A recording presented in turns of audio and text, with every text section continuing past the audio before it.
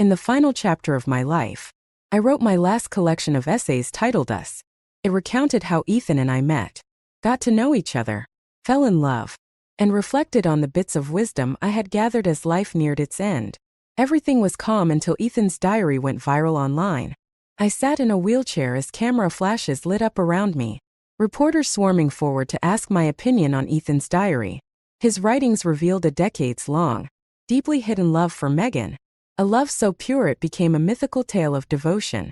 Overnight, my book Us turned into a massive joke. A review cruelly summarized it as the fantasy of a pitiable woman who was never truly loved.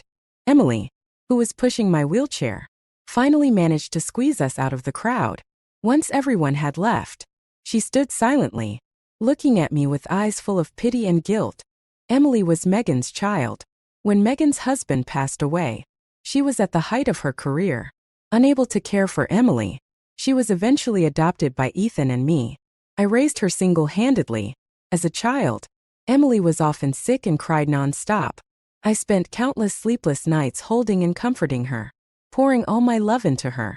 After a long silence, Emily finally spoke in a hesitant tone. Aunt Megan wants to return to the country.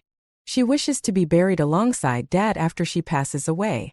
Then, as if trying to soften the blow, she added, Dad endured so much pain in his life. Let this be his final comfort. I didn't respond, only staring at her as if seeing her clearly for the first time. Emily avoided my gaze. Before leaving, she said, Mom, please think it over carefully. After she left, my caretaker, Sarah, fumed with indignation. Don't listen to her. Ma'am, you and Ethan were together for over 50 years. How could they separate you two in death? What kind of nonsense is that? Ungrateful child. Even strangers understand what's right. But the one you raised as your own doesn't. Megan did return to the country, and her return drew significant attention. The cameras followed her every step, broadcasting her journey live. I watched as she stood in front of Ethan's grave, crying as though her heart would break. The headlines described their love as a world-transcending romance, moving countless viewers to tears. Meanwhile, I had become the punchline of a cruel joke. Megan came to see me. She knelt before me, thanking me for raising Emily and begging for my permission to be buried alongside Ethan. Ethan and I have already lost so much time together. If there's an afterlife, I don't want to lose him again. I didn't respond but turned to Emily. Do you agree? She lowered her head and nodded slightly before quickly adding, Mom, you'll always be my mom. I just have another one now. Emily had always been pragmatic, skilled at weighing pros and cons. Having a celebrated actress as her mother would undoubtedly benefit her career in ways I never could. I knew her well and wasn't surprised by her choice. I was just tired. With difficulty, I finally said, I agree. Let them be buried together. Whether as a final reunion or to fulfill his ancestral wishes. I agreed to it all. After everyone left, I asked Sarah to escort them out. Alone in the silence, I began to reflect on my life. Old age blurs memories, leaving only fragments of the past. I remembered the day Ethan and I chose the name Emily for her. I had asked him about its meaning. He had smiled and said, Life is a long journey. I hope she keeps moving forward with perseverance. In the end, Emily was not just about resilience. It was a reflection of distant love, a longing for the woman in another land who had always occupied his heart. I remember, before we got married, Ethan looked at me with guilt written all over his face and confessed that he couldn't have children. He told me that if I couldn't accept it, we could call everything off. He must have known how much I wanted to have a child of my own. Yet he still lied to me for so many years. I never doubted Ethan's love for me. I always thought he was simply someone who wasn't good at expressing his feelings. A relationship like flowing water, calm and steady, is what lasts. I believed. That was how we managed to stay together for so many years. But the overwhelming love pouring out from his diary showed me otherwise. It wasn't that he was bad at expressing himself. It was just that the person he loved wasn't me. I suppose I should hate him for it. But as I've grown older, even hate has become something I can't muster. All that's left is a faint sorrow that wells up from deep inside, spreading through every corner of my being. All my life, I sought truth. In the foreword of my essays, I wrote, I would rather have clear and certain darkness than see a blurry mirage of light. Yet my entire life has turned out to be one grand illusion. If I could do it all over again. That thought hit me with such force, like the desperate gasp of a drowning person reaching for air. When I woke up, I found myself back on the first anniversary of my marriage to Ethan. He had been working non-stop for weeks, so exhausted that he had fallen asleep on the couch. This version of him was still far from the globally renowned director he would become years later. At the time, he was just a young filmmaker trying to make his way. He had to handle everything himself. The set, the actors, every little detail. I knew how hard he worked, so I never blamed him. Not even when he forgot our anniversary. It wasn't until the sky began to darken that Ethan finally woke up, looking utterly drained. The first thing he said was, "Claire, you don't need to go to the audition for Far Away. Megan's husband just passed away, and she has a child to take care of. This movie is really important to her." Far Away was Ethan's film. When it premiered, it swept every major domestic award. It also launched Megan's career, making her the youngest actress to ever win the Golden Horse Award. After that, she became a sought-after star, with directors clamoring to work with her. This film was Ethan's first step in paving Megan's glittering path to stardom. But Ethan knew how much I had sacrificed for this role. Megan was his adopted sister, and he often said that family should always look out for each other. So, I kept giving in, again and again. But this time, I didn't want to back down. I stopped what I was doing and said, "But this movie is important to me too." He frowned, clearly surprised, and looked at me with a hint of displeasure. "Claire, you'll have plenty of opportunities in the future. Megan's situation is different." I rolled up my sleeves, revealing the bruises on my arms. For this role, I've spent the last 6 months braving the rain and wind, training at the martial arts studio every single day. "Ethan, what makes you think I should just step aside?" For a moment, he looked genuinely shocked. Then he softened, stepping forward to pull me into his arms. "Claire, I know you've suffered for this, but Megan isn't just anyone." "She's not just anyone," I said quietly, pulling away and letting my sleeves fall. "She's the woman you've been thinking about for decades. Isn't she?" His face froze, but I continued, "I'll compete with her fairly. Do you have so little faith in her?" That night, Ethan and I had our first real argument. We parted on bad terms, and I threw myself into the martial arts studio, immersing myself in the character's emotions. Far Away was groundbreaking for its time, one of the first films to tell the story of a woman's journey of growth.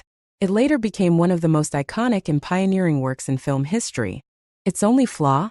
The martial arts scenes, which lack strength and impact. I loved this movie. If it were possible, I wanted to make it even better. But I never expected Ethan to stoop so low for Megan. The night before the audition, he spiked my water with sleeping pills and turned off my alarm. Just like that, I missed the audition for Far Away. Without me as competition, Megan easily secured the lead role, as if it had been destined all along. That was how deeply he loved her. A man so upright and admirable in everyone else's eyes was willing to resort to something so despicable for her. It was late by the time Ethan returned home.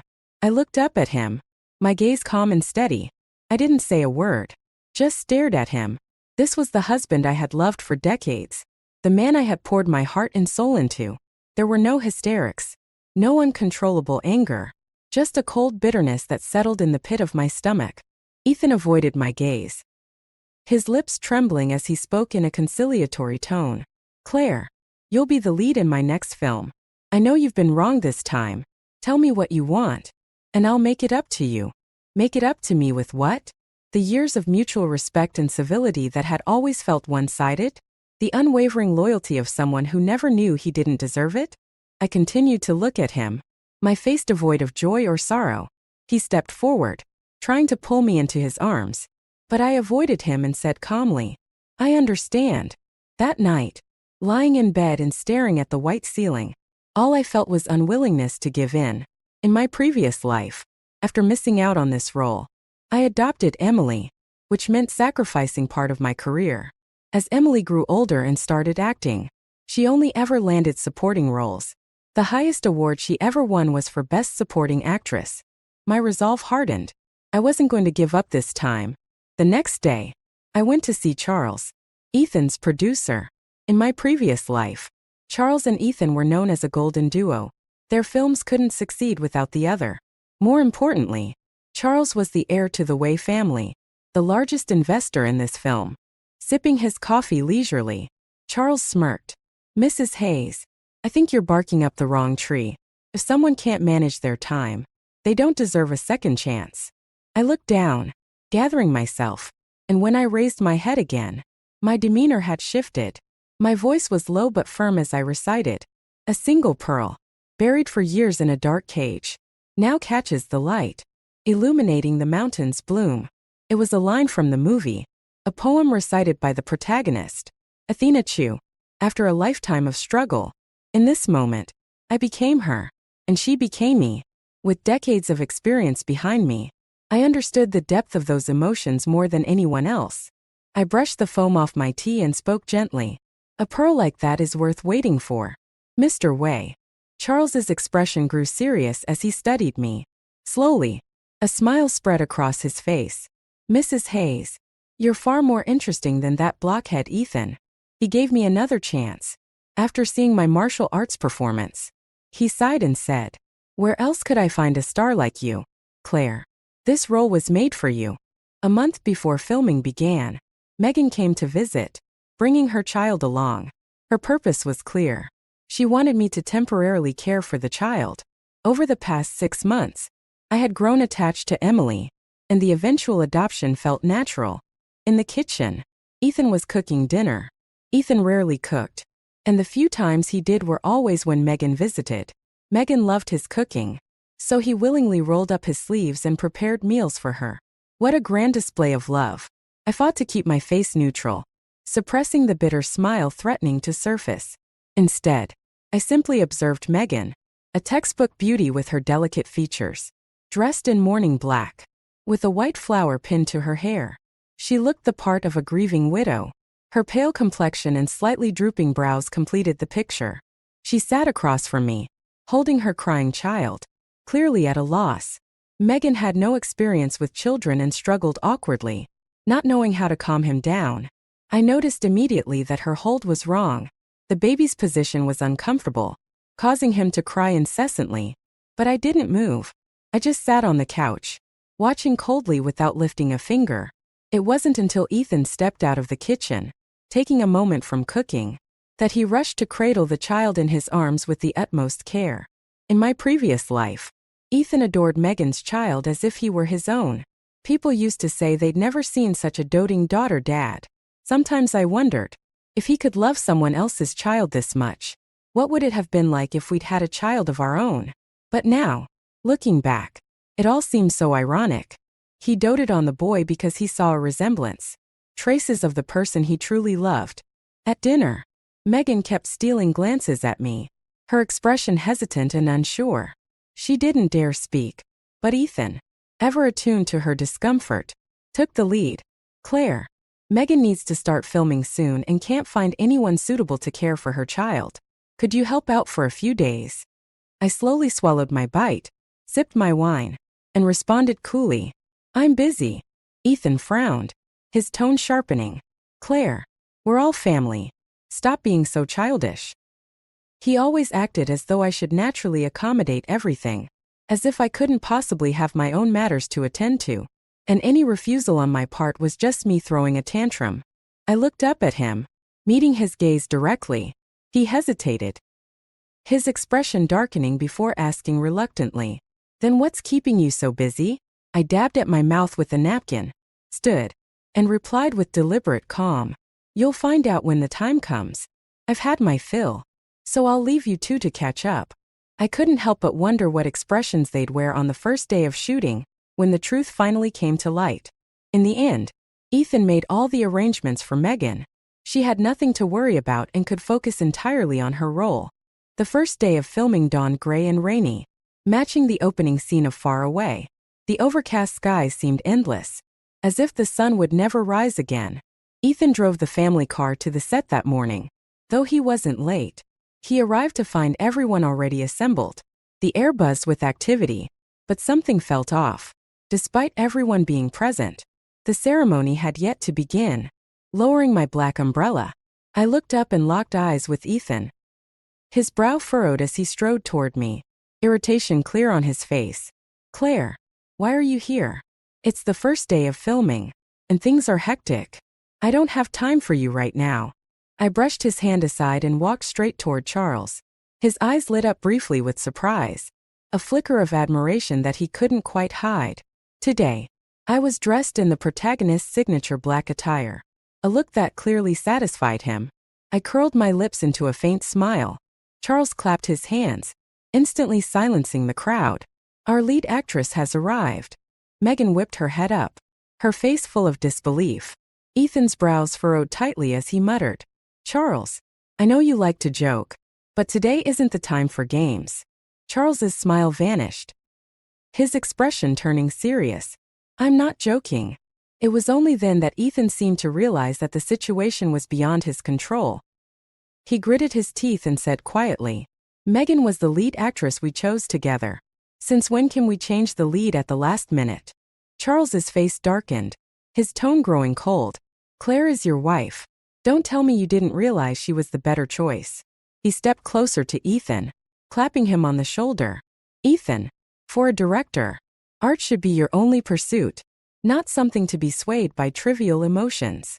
Megan left the ceremony in tears, shooting me a sharp glare as she passed. Ethan started to follow her, but the ceremonial fireworks sounded, rooting him to the spot. In the group photo that followed, Ethan stood in the center, his face stern and somber, while I stood beside him, smiling brightly. My time had finally begun. When filming officially began, the actress originally cast as the secondary lead suddenly fell ill and had to withdraw. Megan was quickly assigned to the role. I couldn't help but marvel at Ethan's dedication to her. He had orchestrated everything so meticulously. By chance, the first scene to be shot was a confrontation between Megan and me. The protagonist and the secondary lead had grown up together, but this scene revealed the secondary lead's betrayal. I stepped forward, trembling, gazing down at her from above with a mixture of heartbreak and disbelief. My voice broke as I said, "Tell me it wasn't you." I advanced slowly, my eyes filled with sorrow and pain, which gradually gave way to cold determination. Then, with a sharp, clean motion, I slapped her. My sword spun with precision, pressing against her neck. In that moment, the protagonist truly wanted to kill her, to avenge her fallen brother. My eyes burned red, brimming with rage and anguish. Megan froze completely, unable to respond. She stood rooted in place, forgetting her lines entirely. The secondary lead was a richly layered character, a child of the streets, once fighting beggars for scraps of food, who ultimately betrayed the protagonist yet sacrificed her life for her in the end. Played well, the character would shine, becoming a highlight of the story. But it was clear Megan couldn't carry the role. Ethan called for a cut and immediately rushed over to check Megan's face, full of concern. His expression was one of pure heartache as he turned to me, dissatisfaction evident in his eyes.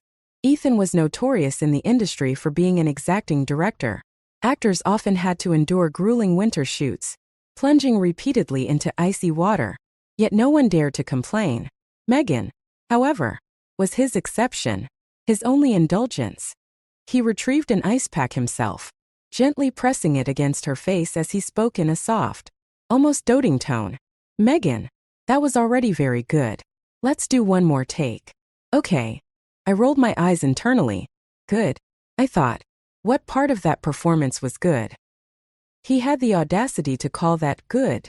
Charles couldn't hold back a sarcastic laugh. "Tell me, Ethan, what exactly was good about that? Let's try again."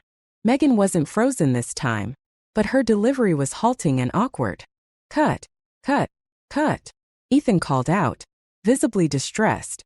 Megan, however, wiped away her tears, her voice trembling but firm as she said, "I can do it." If she put even half the emotion she showed now into her performance, this scene would have passed long ago. By the end, my hand was numb from repeatedly slapping her. Megan's face was swollen, and the look she gave me was full of resentment.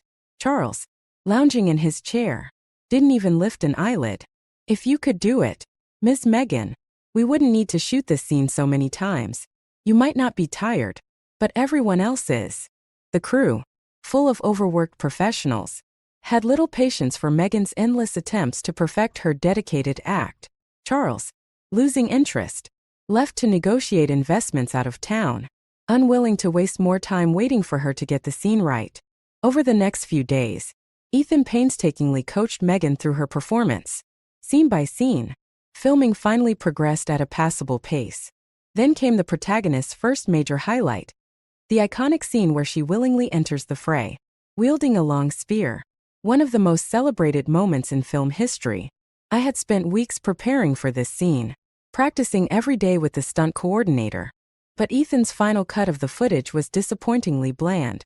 They say a camera can capture emotion, that a director's lens has its own warmth. Under Ethan's direction, Megan always appeared untouchable, a serene, saintly figure. Her beauty was motionless, almost divine. In my previous life, I hadn't believed it. I told myself Ethan loved me and that Megan simply photographed better. But now I knew better. He loved her, and through his lens, she became untouchable, immortal. I could never compare. Why should all my efforts, all my sacrifices, still lose to a love that was so intangible, so fleeting? After countless takes of the spear fighting sequence, I was utterly exhausted. Ethan finally said, "Let's call it a day. We'll reshoot tomorrow." After the crew dispersed, Ethan approached me, his brows knit tightly in confusion. "You're not satisfied, are you?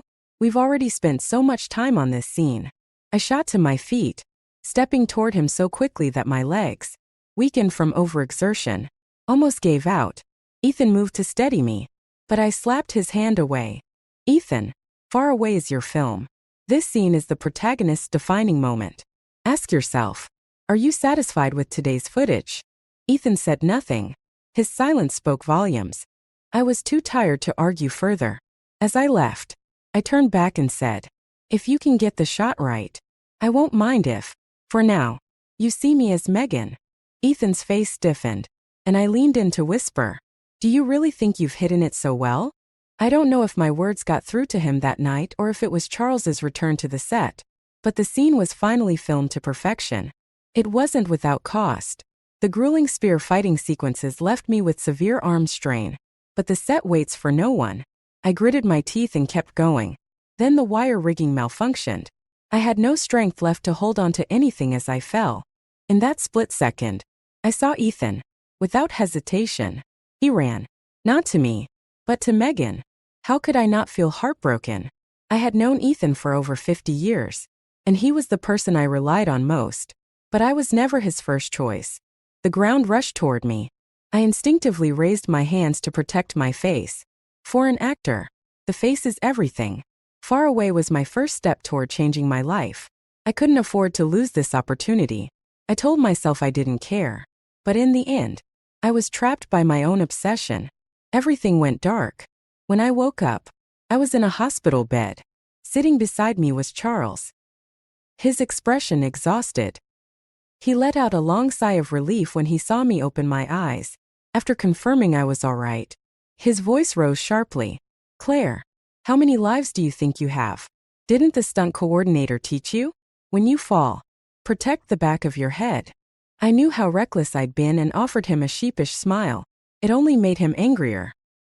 He pressed his lips together, exhaled deeply, and finally said, "Claire, nothing is more important than your life. Rest well. You will always be the lead actress in Far Away." It wasn't until evening that Ethan finally came to see me. The concern on his face wasn't fake, but I still wasn't his first priority. Once, I believed he saw Megan as nothing more than a sister, that it was only natural for a brother to dote on his sister. But now I knew better. The reason I had never brought up divorce before was our 50 years together. Even with his diary in front of me, I couldn't bring myself to believe it. 50 years. Tens of thousands of days and nights. This was the man I had shared my bed with. And yet, in a life or death moment, he had chosen to abandon me. For the first time, I truly gave up on him. A wave of delayed anger surged through me, almost drowning me. It had been so long since I felt anything this strongly. Thoughts I had buried deep inside rose like a storm, impossible to suppress. In his diary, He wrote, Megan, I'm trying to love someone else. Claire is a good woman. Loving her would be the best outcome for all of us. But I failed. Love cannot be forced. Countless times, I questioned myself. Am I really so unworthy of love? 50 years of life. More than half a lifetime. Was there even one moment when his heart moved for me? But in the end, I didn't ask. Because it didn't matter anymore. It really didn't matter anymore. Ethan, once filming for Far Away is done. Let's get a divorce. Ethan's face filled with disbelief. He stepped forward and grabbed my hand. Claire, I can explain. I struggled to pull my hand free. His touch reminded me of the absurdity of my life. The nurse walked in, frowning as she looked at Ethan. Who are you to the patient? She fell and hit the back of her head, resulting in a concussion. If the impact had been any worse, you might not be seeing her here now. Only then did it seem to dawn on Ethan how serious my injury was.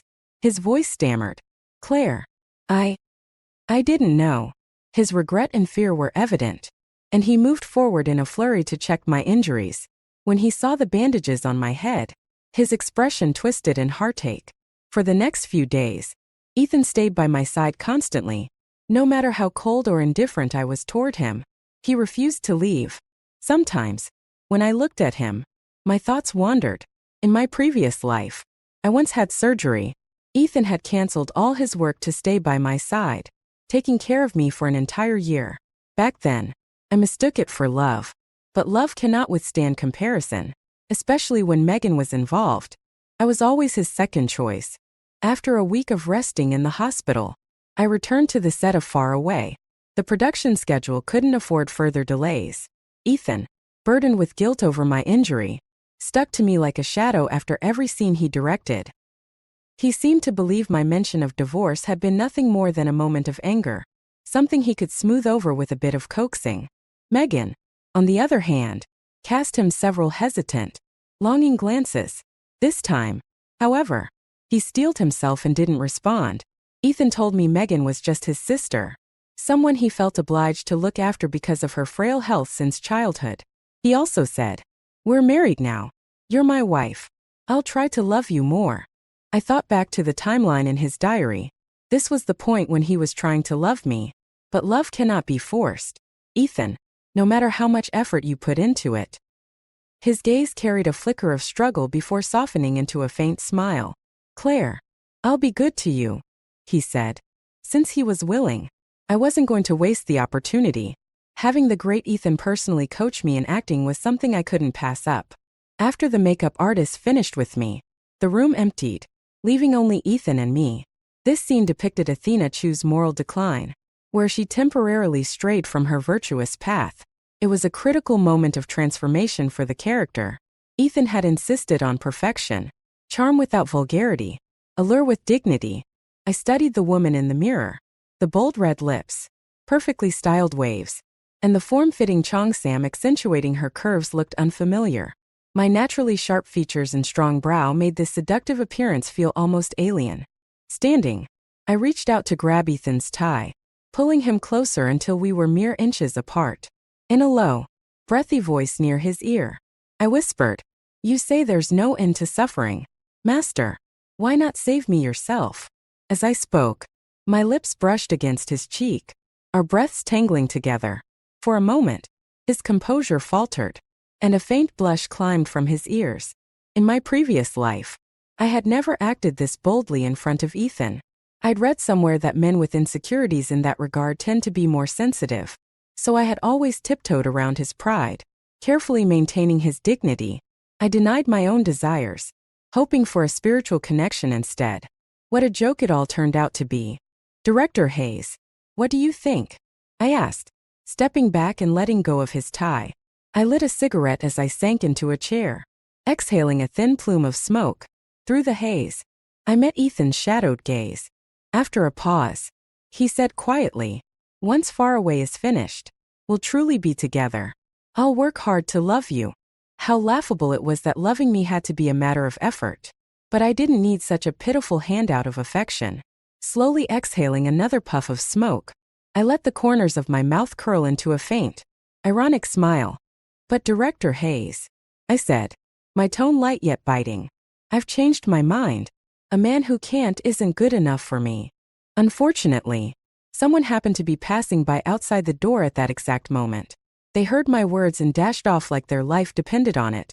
Even more unfortunate was the fact that the person was notorious for being a gossip. The rumor that Ethan Hayes was incapable spread through the film industry like wildfire. During the remainder of Faraway's production, the crew exchanged furtive glances whenever they thought no one was looking. Under the weight of Ethan's increasingly dark scowl, the film eventually wrapped up.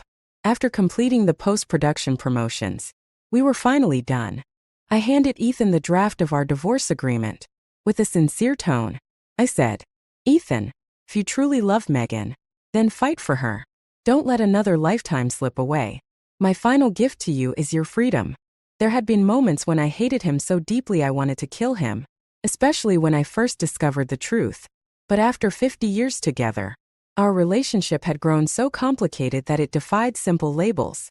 In this marriage, aside from love and children, Ethan had given me the respect and care I deserved. Letting him go was also a way of letting myself go. Ethan simply stared at me, his expression a little dazed. I sighed. People always seem to do inexplicable things at the wrong time. Take care of yourself, Ethan. I left the divorce papers on the table and stood to leave the cafe. March wind still carried a chill, and the breeze felt biting as it swept past me. But strangely, I felt a sense of relief.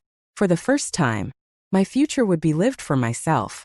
After Faraway wrapped, I spent some time traveling, distancing myself from the life of Athena Chu. Midway through my travels, Charles came to see me. He invited me to star in a film called Years of Bloom. The Wei family's young heir had grown tired of producing and wanted to try his hand at directing. If my memory served me right, Years of Bloom was the film that earned Megan international recognition when it was submitted to a foreign film festival. I remembered it vividly. Under the flashing lights of cameras, Megan walked arm in arm with Ethan down the red carpet. The bitterness and envy I felt that day stayed with me for years. I accepted Charles's offer and headed into the desert to film. What I didn't anticipate was that the shoot would stretch on for 3 years. During that time, I cut off nearly all ties with the outside world and poured myself entirely into the film. The director of Years of Bloom was infamous in the industry for being difficult to work with. No one ever knew when his films would finish. At times, I genuinely thought this movie would never wrap. When I wasn't filming, I would find a quiet corner and cry in secret. One day, I found Charles with red-rimmed eyes. Before I knew it, the two of us were hugging each other, crying into each other's shoulders. When we had cried ourselves out, we lay back on the vast desert sands, staring up at the countless stars scattered across the sky. The universe was so immense, and humanity so small. Thinking about it like that, all my past struggles seemed to fade into insignificance. Charles always had a way of lifting my spirits. He'd compliment me constantly. How well I acted, how good I looked, how articulate I was. He'd even joke about how my unwashed hair had character. Despite repeatedly telling myself that I was fine, that Ethan's lack of love for me was his loss, I would still fall into moments of self-doubt. But over time, Charles's relentless praise began to chip away at my insecurities. Slowly, I started to believe that maybe I wasn't so bad after all. When Charles confessed his feelings to me, my heart raced. I thought, at the very least, I don't dislike him. I accepted his confession. The unfulfilled regrets of my past finally dissipated into the air. It turned out that time truly could heal all wounds. Pain, love, hatred. When Years of Bloom finally wrapped and I emerged from the desert, it felt like I had lived a lifetime in those 3 years. Oh, and one more thing. Faraway won a major domestic film award, and the judging committee exhausted all their resources trying to locate me. Ironically, my unavailability made me the only absent recipient in the history of the prestigious Juling Awards to win Best Actress, unintentionally creating buzz around my name. I heard that Ethan and Megan got married, but somehow, they divorced not long after. Megan came to see me. In just a few years, her face had grown noticeably weary, undoubtedly from raising her difficult child, Joey. I figured she had finally experienced the struggles firsthand. In this tangled triangle of relationships, Megan always seemed like an outsider. She never asked for anything, simply letting Ethan plan everything for her unilaterally. In the end, All she did was stand at Ethan's grave, crying as she whispered, "I'm sorry. I didn't know you loved me." But didn't she? After all those days and nights they spent together, how could she not know? I dropped 2 sugar cubes into my cup, watching them dissolve. Suddenly, I asked her, "Did you love Ethan?" Megan froze, staring down at the spoon in her hand. Her voice carried a tinge of sadness. How could I not love him? Then, with a sudden smile, she added, "But Claire, I'm not like you. I love myself more." After she left, I sat alone in the cafe for a long time. It wasn't until I saw Charles running through the rain toward me, his smile banishing the dreary gloom, that I felt a sense of clarity. In the end, Megan was simply a selfish person. Maybe she did love Ethan, but she loved herself more.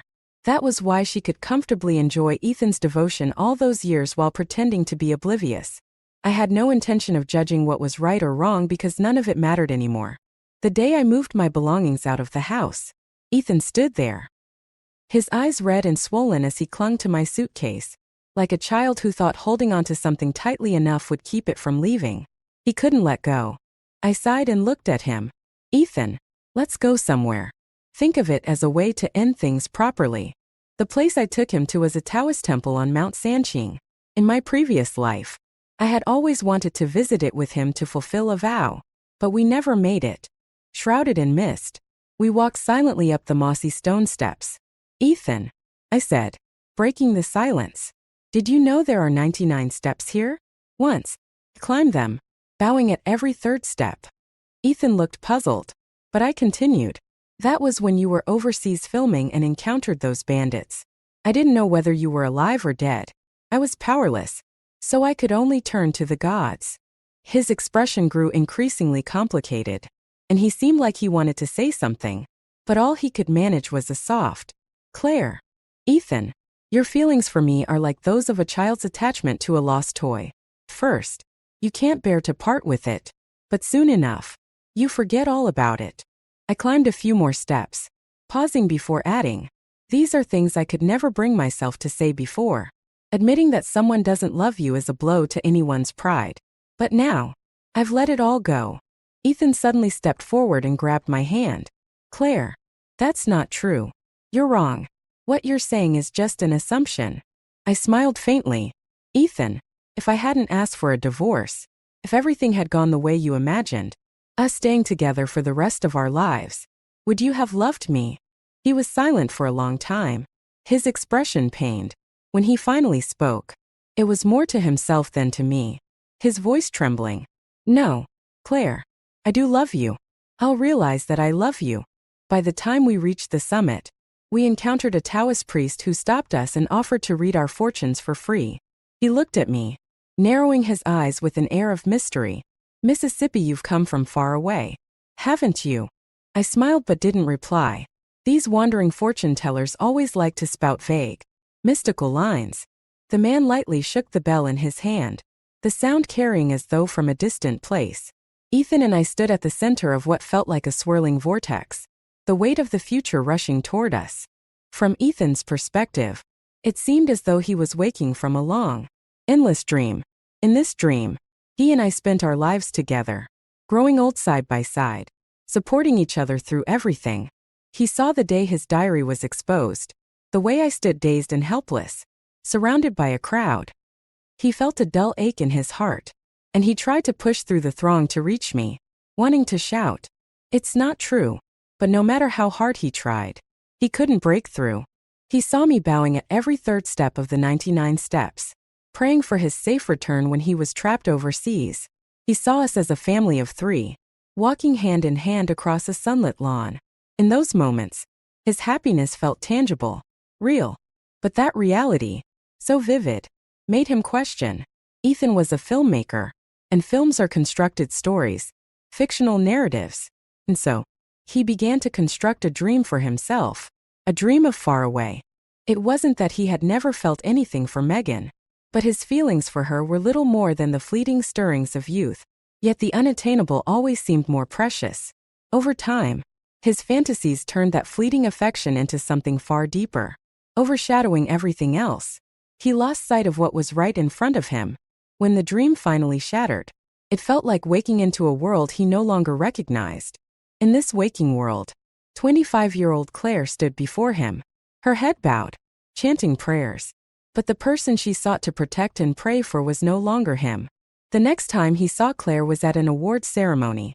Surrounded by admirers, she descended gracefully from the stage. Her gaze didn't linger on him. There was no need. She was the very embodiment of light itself. But when she looked at the man beside her, her lips curved into a gentle smile, and she took his arm. That's how it should have been all along. Her brilliance, her joy. His misplaced love had blinded him. Ethan bitterly downed the glass of wine in his hand and walked into the night. He could have spent his life in happiness, but in the end, he destroyed it all himself. From then on, the long road of life would be his to walk alone. The first story has concluded. We invite you to listen to the second story. When I performed at the Golden Hall in Vienna, I revealed the bullying I had endured at Emily High School. Armed with irrefutable evidence, I thought I would finally receive the long overdue justice I deserved. But to my utter horror, my husband, Adam, slit my throat in front of everyone. His eyes were bloodshot as he roared at me. Do you know that Emily suffered from depression? His face was still the refined, gentle one I had loved most. Yet now it twisted into the likeness of a vengeful demon.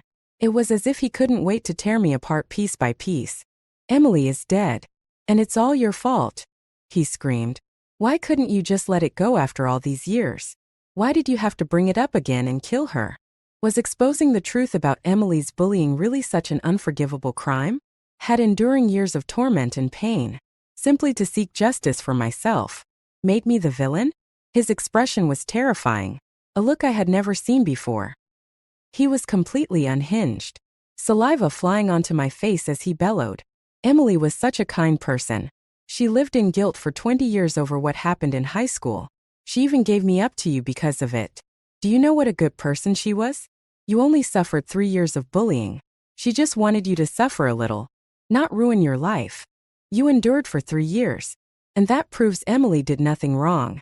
How dare you expose her bullying in public? Don't you know she couldn't handle the shame and ended up committing suicide by carbon monoxide poisoning? You're a murderer. Give Emily her life back. I struggled to lift my head, my lips trembling as I tried to speak, but I had no strength left. I could only watch as he kicked me to the ground and stabbed me again and again in a frenzy, turning me into a human sieve. Blood pooled beneath my motionless body like blooming snowflakes. Adam hunched over, looking like a feral beast ready to pounce. His hatred so intense he seemed determined to grind me into blood and dust.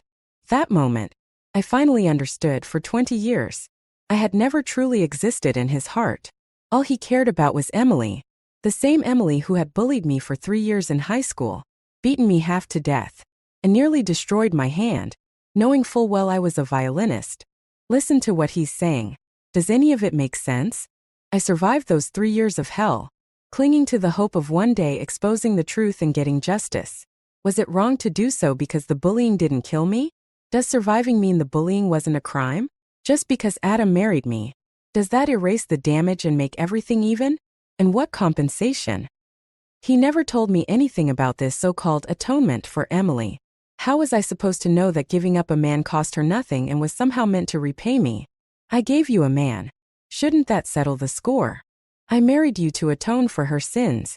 Shouldn't you accept that and kneel in gratitude? Since when does forgiveness not require the victim's consent? What does Emily's suicide have to do with me? Bullying is innocent, but exposing it is a crime? Where in the world does that make any sense? I was unwilling to accept this. I had just begun realizing my dream of a world tour, and this was only the first performance. Why did my life have to end because of this deranged couple? Why, as a victim, did I have to endure such a nightmare? In the final moments of my life, all I heard was the sound of a gunshot. The SWAT team shot Adam in the head as he was still stabbing me. How unfair. If there's a next life, I'll make Adam taste the small bit of suffering he so casually spoke of. I'll make sure he knows what it feels like to wish for death over life.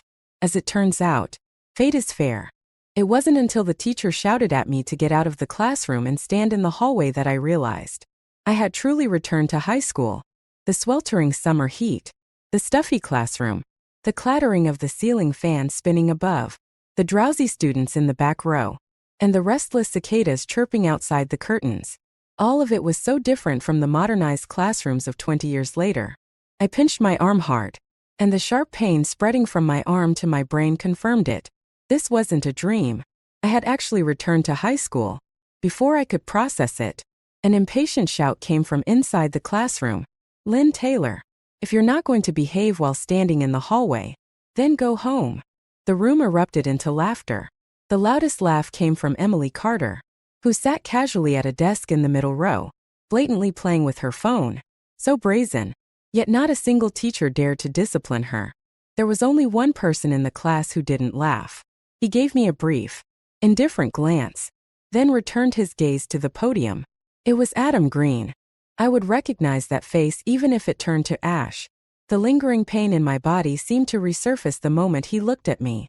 My whole body trembled with rage as I lowered my head, clenching my fists so tightly that my nails dug into my palms, the sting amplified by the sweat on my skin. "Adam Green, you truly deserve to die, compared to those who mocked me outright." His silence felt like a veil of false kindness, but that was nothing more than my naive interpretation back in high school. There's a saying, if you see a bully tormenting someone and don't intervene, whether you feign neutrality or coldly watch from the sidelines, you're still helping the bully. The only difference is that bystander apathy comes without a moral burden. The fact that Adam could fall in love with Emily Carter only proved that he was a bully. 2. Closing my eyes, I recalled his words when he killed me. "Emily just wanted you to suffer a little. She never wanted you dead." Oh, how light his words were.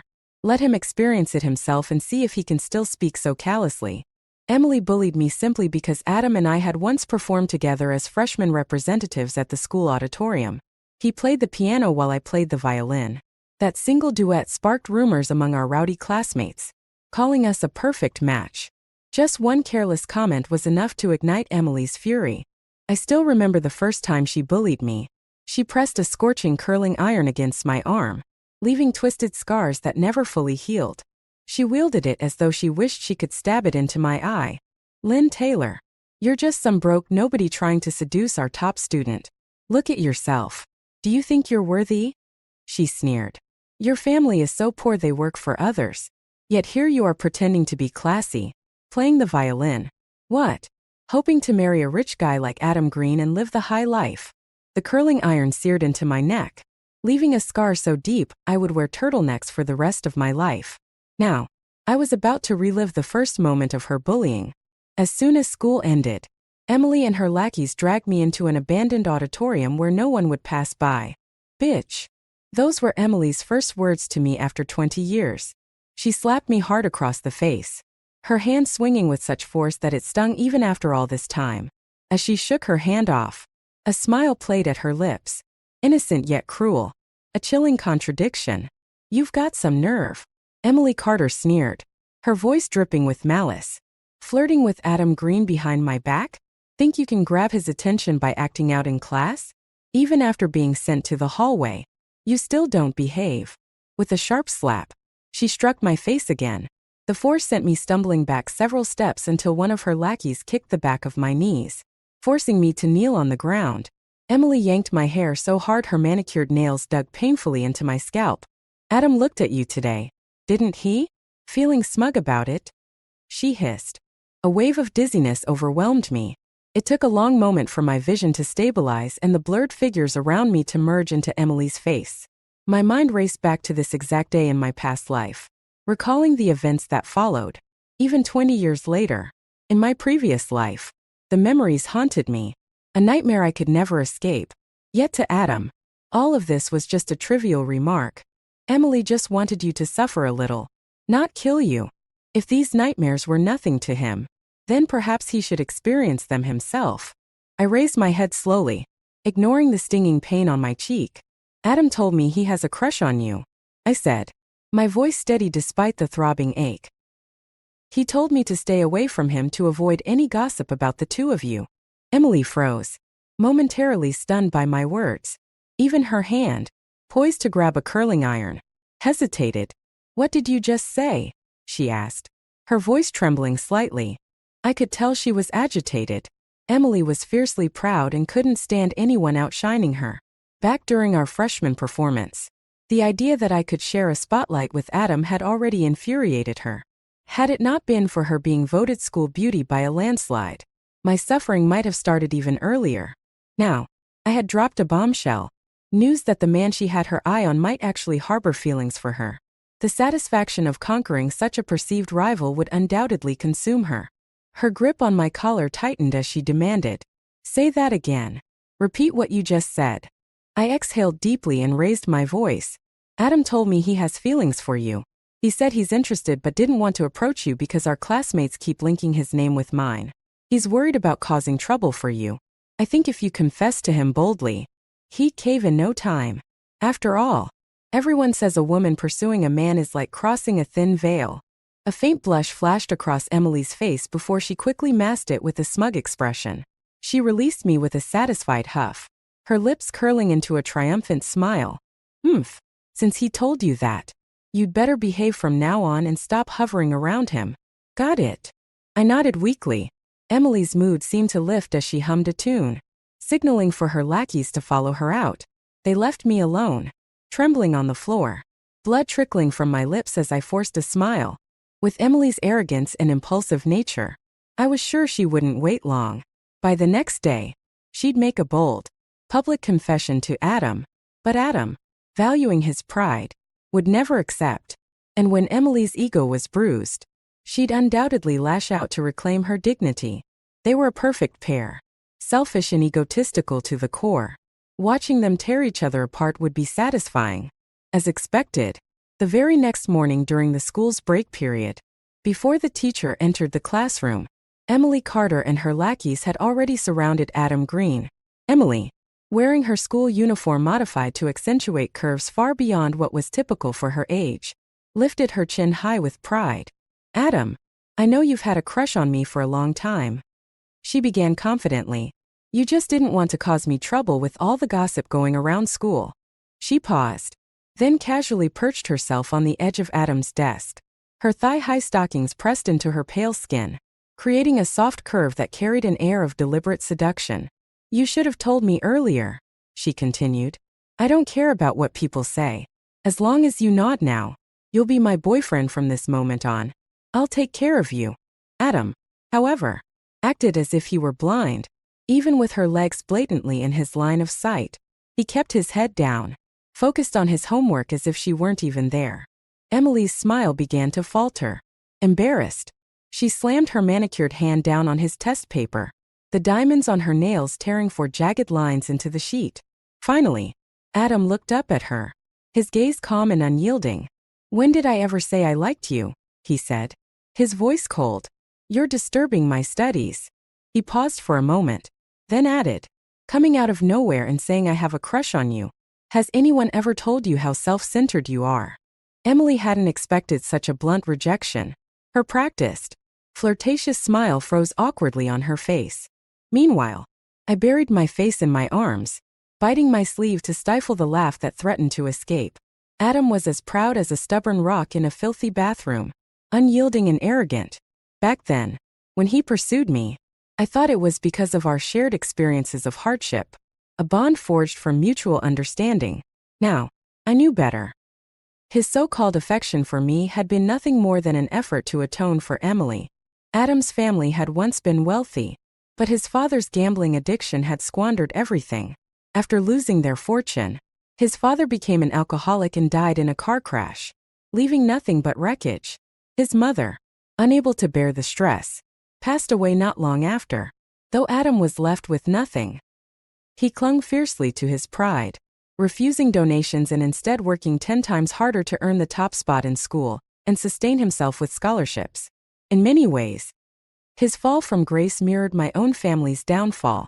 My parents had been ruined by deceitful business partners, leaving us heavily in debt. Back then, I thought Adam and I were seeking solace in each other, but now I realized I had been fooling myself. This proud young man could only maintain his dignity through his arrogance. Naturally, he found Emily's ostentatious flaunting of her wealth and power utterly repulsive. Still, his disdain for her was tempered by the undeniable beauty of her face. The tension between them was palpable, like the sharp clash of a needle against a grain of wheat. All that was needed was a spark to ignite the fire, and I was more than willing to provide it. Lowering my voice, I murmured from within the crowd, "No way. Is the top student actually shy? We all heard you tell Lynn to keep her distance from you because you didn't want her getting the wrong idea. You said you already like someone else, didn't you?" I raised my voice slightly, making sure my words carried. "You, of all people, having a crush? The only person you'd be interested in has to be the school beauty, right? Don't hold back. Just admit it. Be together. Be together." My instigation took root immediately. In the group mentality of high school, especially among those who feared offending Emily, my chant quickly spread. Soon, the entire crowd was shouting, "Be together. Be together." Adam, now the center of attention, was visibly uncomfortable. Emily, on the other hand, seemed quite pleased with the crowd's reaction. Her head tilted proudly, her chin lifted like a princess basking in admiration. Emily Carter repeated herself, declaring once more that Adam Green should be her boyfriend, as though dating her was some kind of divine blessing. Adam's face turned pale. His gaze swept around the room as if searching for something. Or someone. I guess he was likely looking for me, the unlucky scapegoat who had once been paired with him by rumors. Maybe he wanted to use me as an escape tool from this mess. But he wouldn't find me. I was hidden in the deepest corner of the crowd, far out of sight. After scanning the room in vain, Adam bit his lower lip, his neck stiff as he stood his ground. "I'm not interested in you," he said firmly. "Stop deluding yourself. A student's primary focus should be on studying." Now it was Emily's turn to feel humiliated. Her face flushed green with anger, and I even caught a cold laugh escaping her lips. I could already predict what awaited Adam. The familiar small auditorium, the familiar sound of slaps and shouts. It was all playing out in my mind like a haunting memory. From afar, I could almost hear Emily's shrill voice echoing in the space. "Adam Green, who do you think you are? I was willing to make you my boyfriend out of the goodness of my heart. And this is how you repay me. I throw you a little kindness, and you dare to act like you can paint the whole canvas with it. Just like in my previous life." She grabbed his face with one hand, slapping him hard across the cheek without hesitation. The crisp sound of the strike reverberated through the space. "You're just a broke nobody pretending to be some kind of young master," she sneered. "How dare you give me attitude? Do you even know your place?" Adam's eyes filled with disbelief. He seemed stunned that the Emily he knew, the one who still maintained some semblance of humanity in public, had transformed so quickly into a vicious demon. It was especially evident when Emily grabbed a scorching curling iron, freshly heated after styling her hair, and pressed it against Adam's arm. His muffled screams barely escaped his mouth before a pair of dirty socks were shoved in to silence him. I could see faint wisps of white smoke rising, accompanied by the acrid smell of burning flesh. The smell seeped through the cracks in the window, tickling my nose, and I couldn't help but feel an unexpected satisfaction. Sweat dripped down Adam's forehead, and his complexion grew paler with each passing moment. Despite his evident pain, Emily's angelic face twisted into a devilish smirk. "Do you give in now, Adam?" she taunted, lifting his chin with the tip of her shoe. "Kiss my foot, and maybe I'll let you off this time." Adam remained silent. His head hung low. I didn't need to see his face to know that he was clenching his teeth so hard he might shatter them. The more defiant he acted, the more it fueled Emily's predatory instincts. Her hunger for dominance only intensified. Seeing Adam as a prize worth conquering, the thrill of breaking him, of asserting her power, sent waves of euphoria through her. Adam had never seen this side of Emily before. In his eyes, she had always been the fragile, remorseful girl haunted by her past mistakes, a victim of her own immaturity during high school. In Adam's eyes, Emily was someone who had been kind and pure, a misunderstood soul whose guilt over her high school wrongdoings had led her to a tragic end. He blamed me for exposing her actions, which he believed had driven her to suicide. How laughable. If Emily had truly repented, she would have apologized to me, sincerely, even once, over the past 20 years. Now, it was Adam's turn to face the unmasked Emily. Stripped of her facade, it was time for him to experience her true colors firsthand. I turned to leave but caught a glimpse of Adam Green's gaze suddenly shifting toward me out of the corner of my eye. He had seen me. Adam really had seen me. The next day, he showed up in long sleeves, looking utterly exhausted. He avoided eye contact, his eyes darting nervously, his movements hesitant. After glancing back multiple times, he finally slipped me a note when collecting homework. The note contained a time and place. He wanted to meet me privately at the music hall where we had once performed together. The crumpled paper, slightly damp and shaky in its handwriting, betrayed his fear. It seemed that after I left yesterday, Emily Carter hadn't stopped with just his arm. She had gone further. The entire day, Adam kept sneaking glances at me. His gaze carried a mix of curiosity, pleading, and, above all, hope. I could guess what he wanted. He hoped I would be a witness, someone to expose Emily's crimes. At the very least, he wanted to drag me into this mess with him, to sway me. He'd even chosen the music hall, likely hoping the memory of our duet would stir some sentimental feelings and prompt me to act on his behalf. If I were still an oblivious high schooler, I might have fallen into this trap. What a despicable person. In my past life, I endured 3 years of bullying while he turned a blind eye. Now that it was his turn to suffer, he was suddenly in a hurry to act. No need to rush. Adam, your reckoning has only just begun. I deliberately turned back to look at him, giving him a slight nod. Adam's eyes lit up instantly, brimming with excitement. In that moment, his charming almond-shaped eyes sparkled with a hint of ambiguous emotion. Let him stare a little longer. The more he hopes, the harder his fall will be. When the appointed time came, I arrived as promised. The moment I opened the doors to the music hall, a beam of light streamed in, landing directly on Adam's face. The sunlight cast a sheer, ethereal glow over him, accentuating the sickly pallor of his complexion. For a fleeting moment, he looked like someone who might collapse any second. Perhaps Emily hadn't gone far enough. Otherwise, how did he still have the strength to put on such a performance in front of me? Adam's face lit up with a hint of delight as he saw me. "Lynn, you came," he said, his smile measured to perfection, as though crafted to make others feel at ease. Such theatrics. Why wasn't he in showbiz? I nodded. "What do you need from me?" "Adam." He jumped down from the stage, clearly attempting to maintain an air of elegance. Unfortunately, his current physical state wasn't up to the task, and he nearly face-planted. I stood to the side, watching his clumsy recovery with a mix of amusement and disdain. If only Emily had been a little more ruthless, maybe she would have finished him off. What a poetic ending that would have been. An unworthy man meeting his end at the hands of the woman he supported. Adam stumbled for a moment, glancing at me with an embarrassed look when he realized I had no intention of helping him. Propping himself up on the armrest of a nearby seat, he managed to stand, though not without difficulty. His face flushed briefly before he turned to me with a pleading expression. "Lynn, you know the truth," he began. I was beaten by Emily Carter," Adam Green stammered. "I know you saw it. You're the kindest, most righteous girl in school.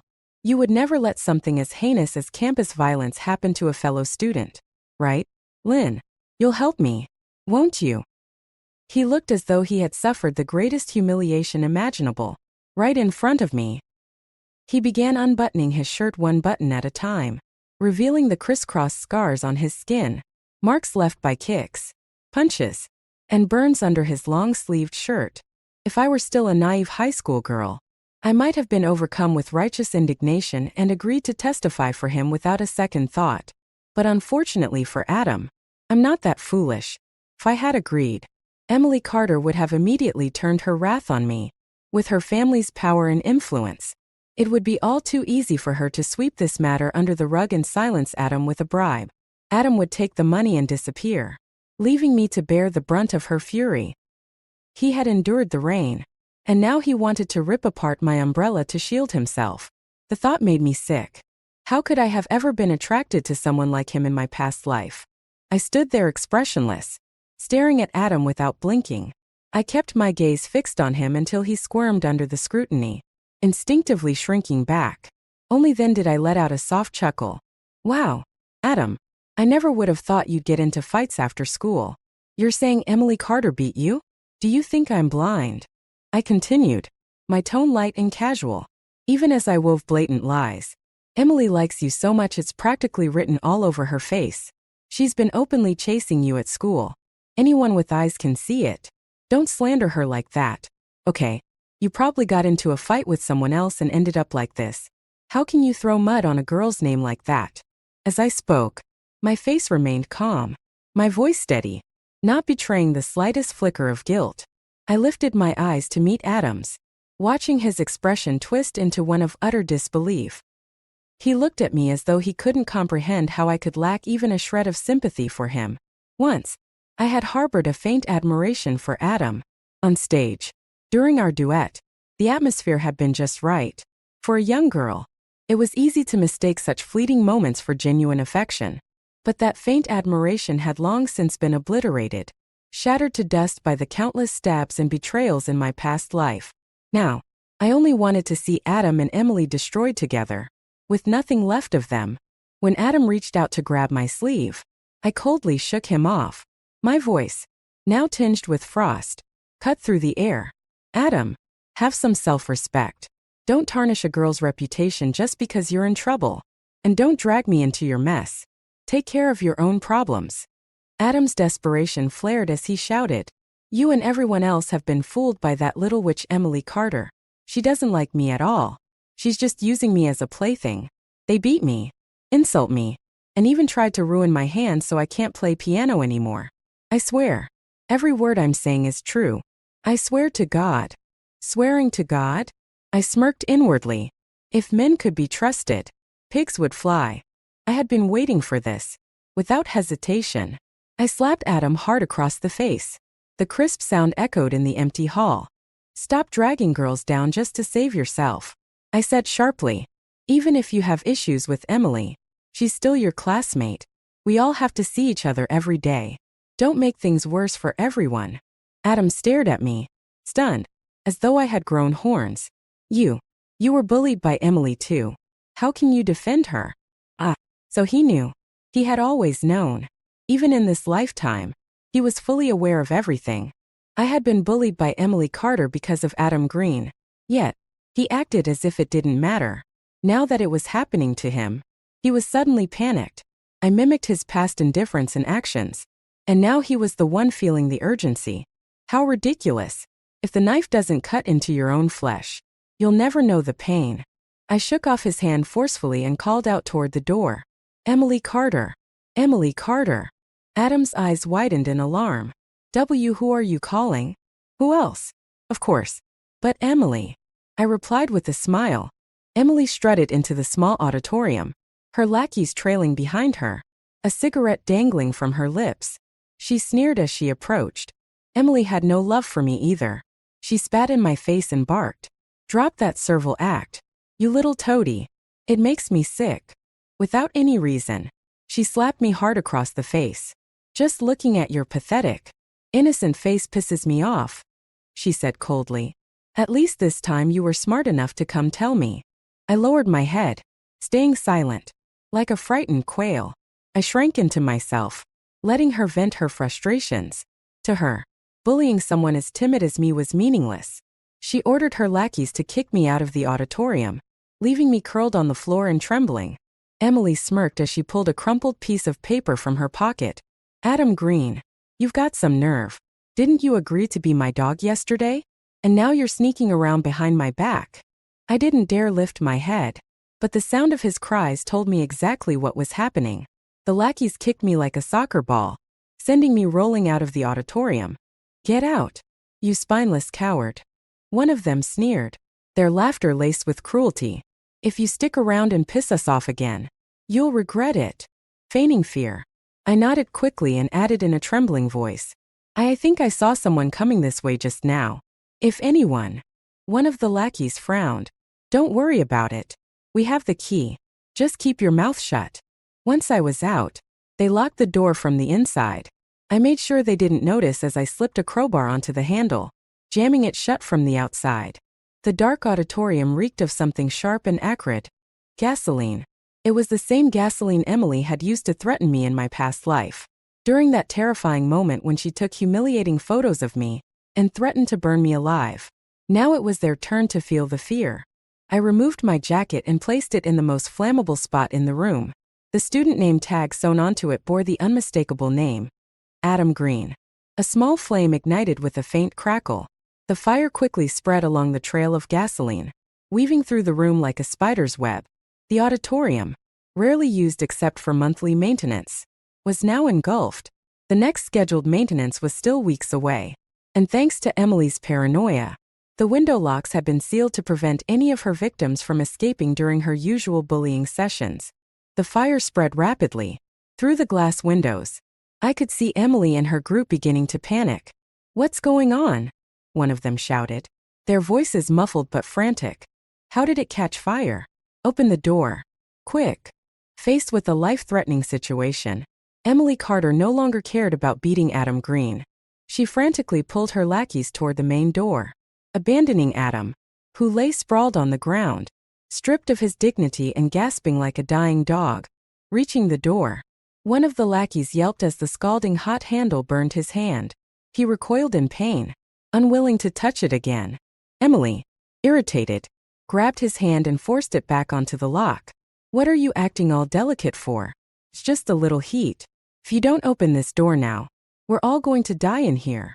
The lackey screamed as blisters formed on his palms, and when the lock fell to the ground, it landed squarely on his foot, prompting another howl of pain. Emily slapped him across the face. "Shut up. Do you think screaming will help us get out?" Humiliated but helpless, the lackey trailed behind her, trying to assist in breaking the door down. Emily kicked it hard, and the door cracked open slightly, a thin, finger-width gap. But no matter how hard they tried, it wouldn't budge any further. "What's going on? Why won't it open?" Of course, it wouldn't open. I had locked it from the outside. As Emily finally began to panic, I remained calm and collected. Slowly, I strolled over, sucking on a lollipop, and peered at her through the narrow gap in the door. The moment she saw me, Emily's eyes filled with rage.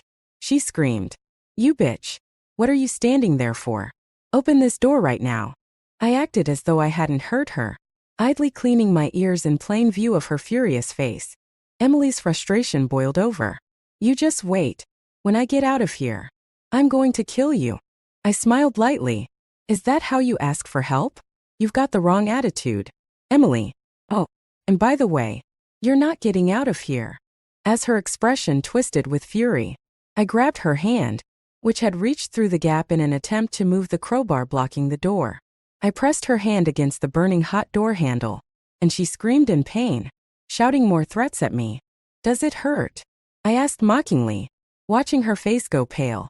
Then, I poured gasoline right through the gap, splashing it onto her face and clothes. What are you doing to me?" she shrieked. "Gasoline," I replied calmly, pouring more onto the door and the frame.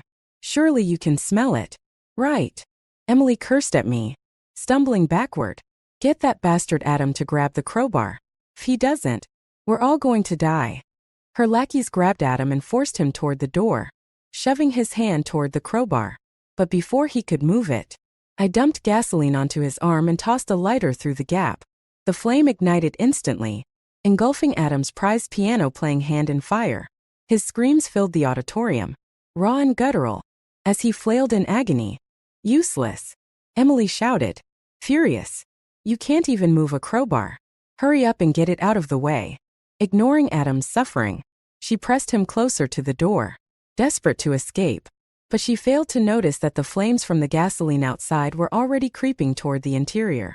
The fire spread quickly, climbing up Adam's body. His screams grew louder, but Emily didn't stop. She only cared about saving herself, even if it meant stepping over the burning corpses of everyone else. In Emily Carter's world, those beneath her were nothing but stepping stones. But she forgot one crucial thing. Even a cornered rat will bite.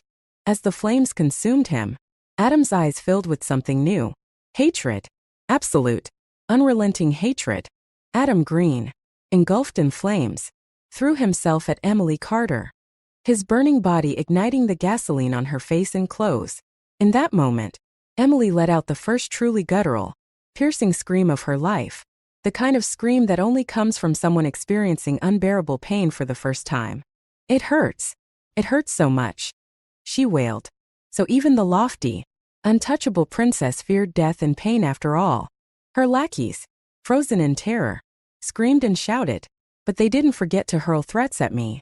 You'd better call the fire department. If you don't, you're just standing by and letting us die. I smiled even more brightly. The security cameras were already broken by Emily. What evidence is there to prove I was ever here? I took a few steps back, savoring the scene. Enjoy the grand finale of your lives, I said softly. The flames roared, consuming everything in their path. It wasn't just the physical building that burned. It was as if the fire was purging the hidden sins of the school itself. By the time school officials discovered the fire and called the fire department, the auditorium had already been reduced to charred rubble. Emily's 4 lackeys had all died from excessive smoke inhalation, while Adam Green suffered the worst fate. He was burned alive. His death gruesome. 10 fingers, 4 of them bitten off, fractured leg bones, broken ribs. His injuries suggested unimaginable torment before he succumbed, but no one cared about his death. He was just an orphan, a boy whose once prosperous family had fallen to ruin. His death rippled across the community like a drop in a vast lake, causing only minor waves that quickly disappeared. Within a few days, everything returned to calm. Unexpectedly, Emily Carter survived, severely burned and disfigured. She lost an eye and was left in a vegetative state. Her family was furious and sought to hold the school accountable, but all evidence pointed to Emily being the aggressor who had sought out Adam. Witnesses, some unafraid of the Carter family's power, revealed that Emily had been obsessively pursuing Adam, and this chain of events had unraveled her history of bullying. The Carter family, fearing further exposure, chose to retreat quietly, applying pressure only in private.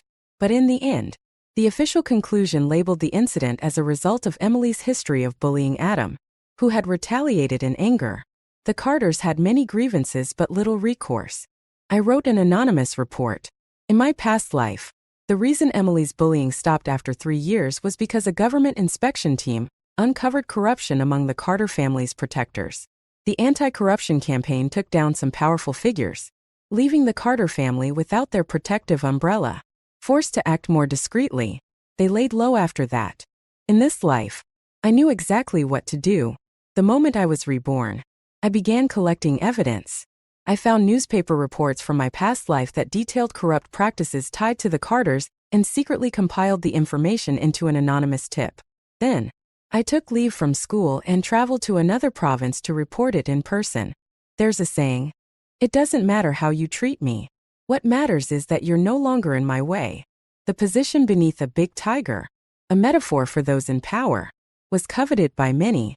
When someone delivers a target on a silver platter, as long as the initial investigation checks out, there's little chance the matter will be ignored. When the Carter family tried to pursue further action, their protective umbrella had already fallen. The powerful figures shielding them had been taken down, leaving the Carters seething with frustration. All they could do was ensure that Emily Carter, now a vegetative shell of her former self, remained alive in the hospital. With Emily gone and Adam Green out of the picture, my life became much smoother. Relying on the knowledge from my past life, I chose to major in information technology in college. After graduating from a prestigious university, I boldly joined a small startup that was little more than a factory at the time. As their 9th employee, I received original shares and grew alongside the company, which soon evolved into a tech giant.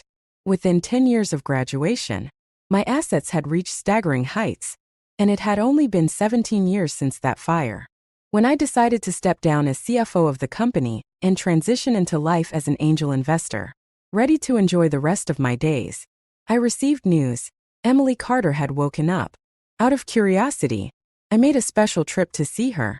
The person staring back at Emily from the mirror was a grotesque shadow of her former self. Her hair was nearly all gone, her face marred by scars that twisted her features into something almost inhuman. One eye was missing, and the empty socket on the other side had shrunk into a hollow pit. As she took in her reflection, Emily let out a blood-curdling scream and shattered the mirror in front of her. The sight left me in high spirits. That evening, I returned home and played my violin for hours to celebrate. The very next day, I received the news. Emily Carter had jumped from the hospital roof. She was dead. This time, there was no self-righteous atoning lover to avenge her. Let those two vile souls rot together in the underworld, bound in eternal misery. As for me, I only needed to enjoy the smooth, fulfilling life that was finally mine. The Prince of the Golden Circle fell in love with a pregnant woman, who, despite her disabilities, had an indomitable spirit, determined to get rid of me, the little princess who guarded the circle. He insisted on severing ties with me. I, with my heart set on fulfilling the family marriage alliance, dedicated myself to helping the pregnant woman. I treated her legs, assisted her during childbirth. Yet, I never expected her to develop postpartum depression. One day, she leaped from a building with a baby in her arms, ending her life. Years later, the prince took control of the Golden Circle's resources, acquired my family's company, devoured our wealth, and sent my entire family to prison. This is the price you pay for destroying my love, he declared. Now, we're even. But when I opened my eyes again, there he was, the prince, publicly proposing to a 38-year-old disabled pregnant woman. I quietly moved to the corner of the room, clad in a fur coat and a heavy gold chain.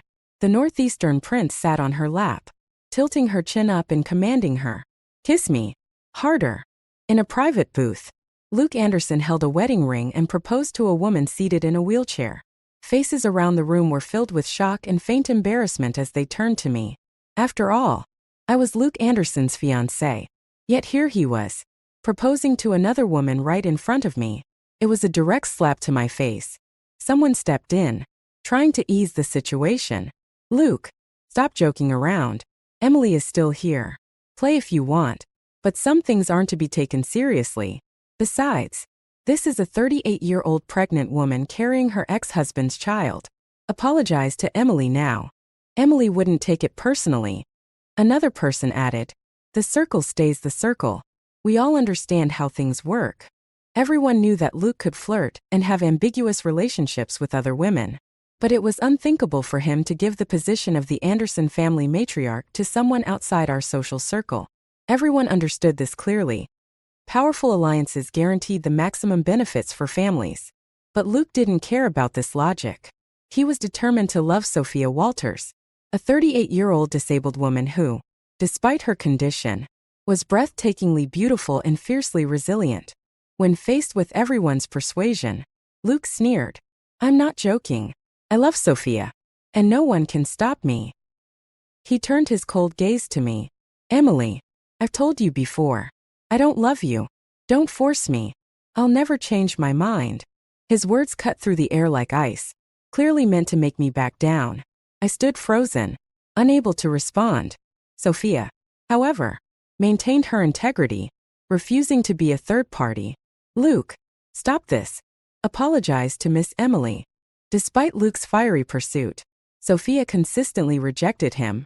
She said she was very clear about her place and knew about the engagement between Luke and me. She despised being seen as a homewrecker.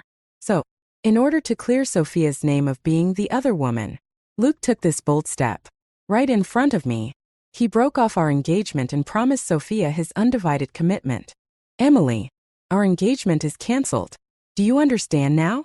Don't stand in the way of me marrying Sophia." Everyone turned to look at me, some even trying to comfort me.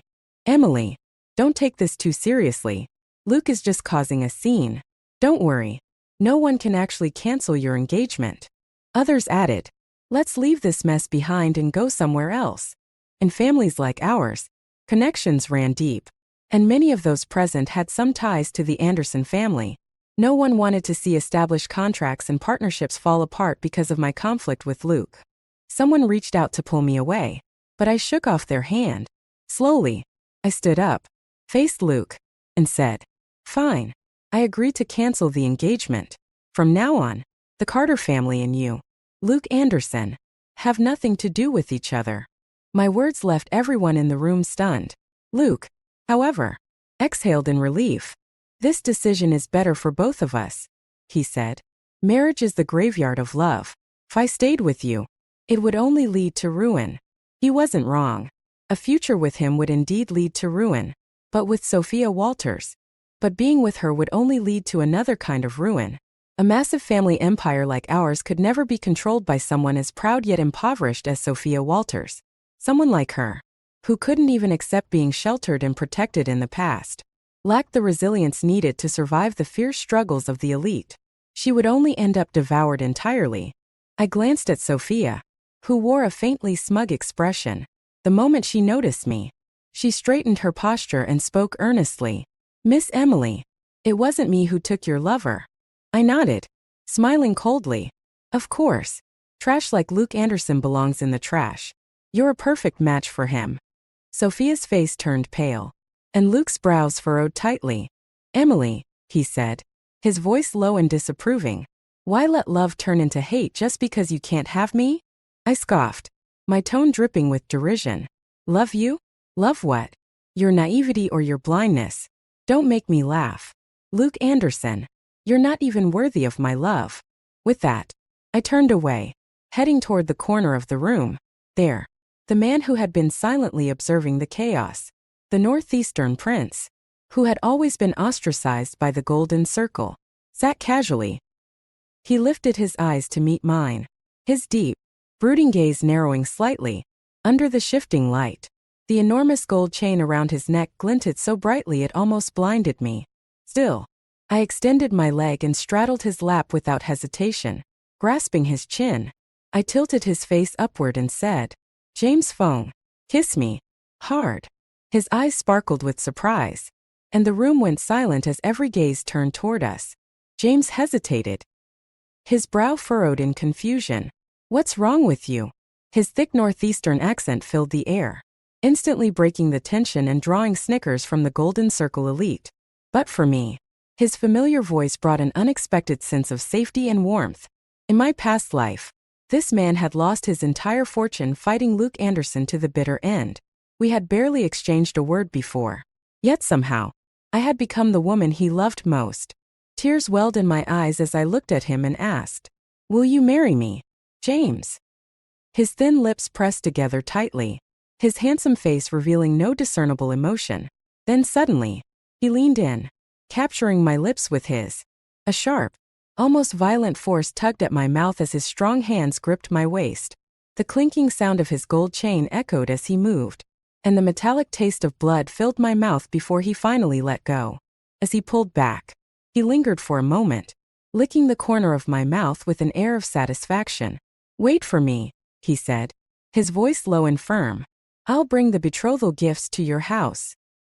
He glanced at the ring on Luke's finger and sneered. "That cheap thing isn't worth a dime. Just wait. I'll bring you something better." With that, James started toward the door but stopped after a few steps. Turning back, he planted a quick kiss on my cheek, then pointed a finger at me. "Don't back out. Even if you do, I'll make sure to take you home, whether you like it or not.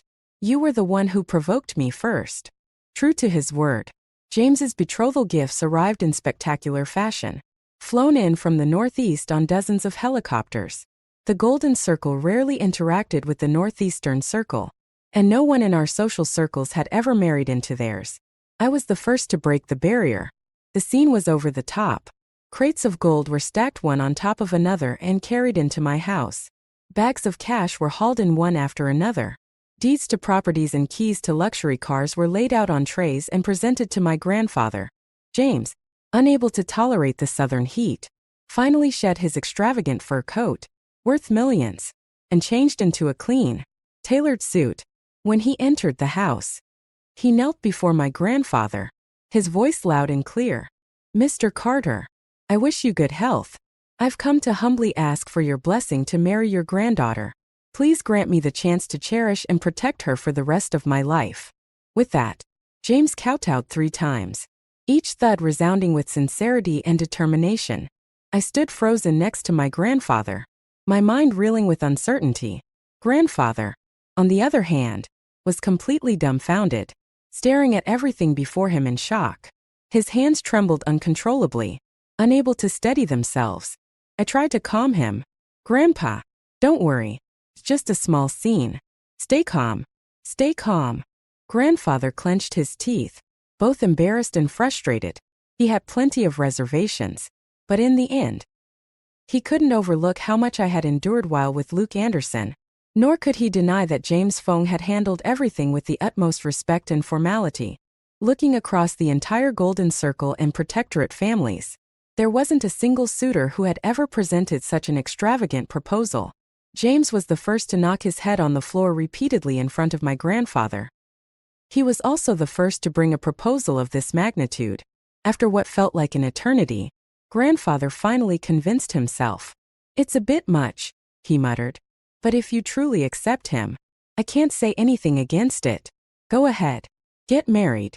But make sure you live properly and don't bring any disgraceful nonsense into this." That evening, as grandfather's staff quietly tallied the value of the betrothal gifts, he secretly handed my household registration book to James Fong. The next morning, before dawn, I was still half asleep when James burst into my room. Without warning, he scooped me up in his arms and carried me out, stuffing me into the back of a stretch Lincoln. We were headed to the Civil Affairs Bureau to register our marriage. Dazed and disoriented, I lay in his embrace, still trying to piece together what was happening. Suddenly, I heard the sound of him swallowing nervously, twice, before I could react. His lips pressed firmly against mine, leaving me feeling like my entire body was melting into a puddle. I tried to push him away, but my strength was minimal. By the time he finally released me, I had fully awakened. His eyes were slightly red as he looked at me, his voice trembling with emotion. "Wife, I'm so happy." Anger bubbled up inside me, and I slapped him across the face. "What do you think you're doing? We're not even married yet." His handsome face tilted slightly from the force of the slap, just as I braced for him to lose his temper. He instead cupped my hand as though it were a priceless treasure. His voice wavered. "Wife, does your hand hurt?" Force equals reaction. Such a delicate hand must be hurting now. "Next time you want to hit me, just tell me. I'll hit myself for you." To my shock, he immediately raised his hand and gave himself a hard slap across the face. "Wife, I was wrong, but I was just afraid you'd slip away. I couldn't help it. Once we're officially married, everything I do will be justified. Forgive me this time. When we get home, I'll kneel on a washboard, kneel on broken glass. Whatever you want. You can whip me, and I won't even make a sound." When the 3 red marriage certificates were handed to us, James cried. Tears streamed down his face as he clutched the papers tightly. "Wife, I know you've been wronged. If it weren't for Luke Anderson being blind, I would never have been this lucky. Don't worry. Now that you're with me, I'll never let you suffer even a little. Whatever the Golden Circle's prince could give you, this Northeastern prince will only give you more." James, ever competitive and obsessed with one-upping others, didn't hesitate when he learned of Luke Anderson and Sophia Walters's engagement date. He scheduled our engagement on the exact same day. Luke had reserved the entire top floor of the Queen Hotel for his engagement banquet with Sophia. Not to be outdone, James rented out every floor of the Queen Hotel except the top one for our engagement party. Luke had arranged for 18 luxury cars to escort Sophia. James, with a grand wave of his hand, had the entire fleet of luxury cars owned by the Northeastern Prince Circle shipped to the south. 108 world-class, limited edition supercars. Luke Anderson had a custom-made, one-of-a-kind engagement ring crafted for Sophia Walters, while James Fong collaborated with the entire Northeastern mining industry to select for me the world's largest pink diamond to date. So big it was larger than a pigeon's egg. People said James was giving me an incredible amount of face. Luke, on the other hand, found it laughable. What can a nouveau riche like him do besides throwing money around? It's tacky and cheap. Emily chose this kind of person in a fit of anger, but she'll regret it eventually. When James heard Luke's remarks, he didn't react with his usual hot-headedness. Instead, he calmly continued arranging every detail of our engagement banquet, focused on making it flawless. On the day of the engagement, Luke's fleet of 18 luxury cars ended up following behind the convoy of Northeastern Prince Circle vehicles. Luke's decorated car, which was supposed to be the centerpiece, looked completely overshadowed. The drivers hired for Luke's cars didn't dare to overtake the Northeastern convoy. Their cars simply weren't in the same league, no matter how high-end. $1 million car couldn't compete with the bloodline dominance of $10 million limited edition supercars. What's more, the drivers knew better than to provoke 108 Northeastern princes in their vehicles. These men didn't care about minor scrapes on their cars. They only cared about showing up to support James Fong. Eventually, the two groups split off to their respective venues. Midway through our engagement ceremony, torrential rain began to pour outside the glass windows.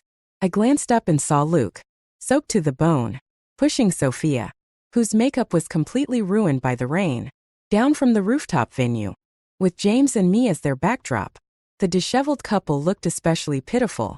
The few guests who attended Luke's banquet lowered their heads when faced with the overwhelming presence of the Northeastern and Golden Circle elites at our event. That's when I realized none of the Anderson family members had shown up for Luke's engagement banquet. Sure, rooftop venues were romantic, but even the heavens seemed to disapprove of their union. Was it true that flawed weddings are more memorable? Just like how some people love flawed partners? The mocking whispers from the Northeastern and Protectorate circles grew louder. Yeah, some people don't just like flawed partners. They're also eager to become a stepfather at a young age. Serving an older woman. Sophia's face turned beet red, and she couldn't lift her head. Luke, however, held her tightly in his arms, glaring at us with fury. "Shut your mouths," he shouted. "You're all just selfish people chasing after profit. You could never understand what true love is." Perhaps he was right. We didn't understand true love. For us, family interest came first. Strategic marriages were essential. By choosing Sophia over me, Luke had alienated himself from the Protectorate and Golden Circles. Without the support of my family, Luke's position in the Anderson family became precarious. His relatives' absence from his banquet said it all.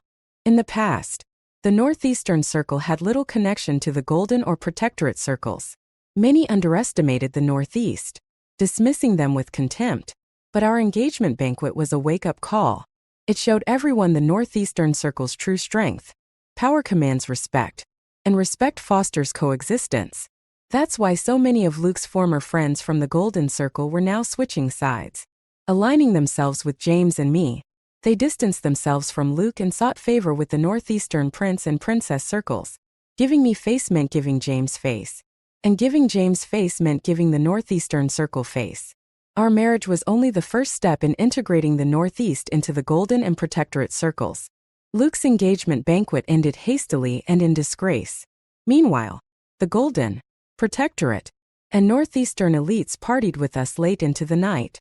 The next day, I heard that Luke had been expelled from the Anderson family by the patriarch himself. Not only that, but he had also been stripped of his CEO position.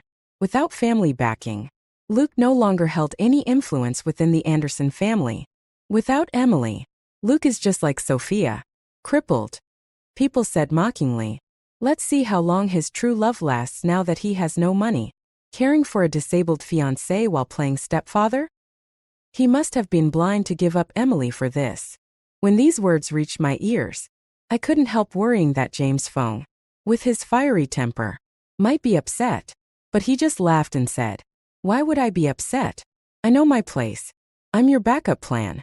I completely understand Luke Anderson's love-struck stupidity, because I'm the same. Seriously, babe, even if you were disabled and pregnant with someone else's child, as long as you were willing, I'd still marry you and bring you home."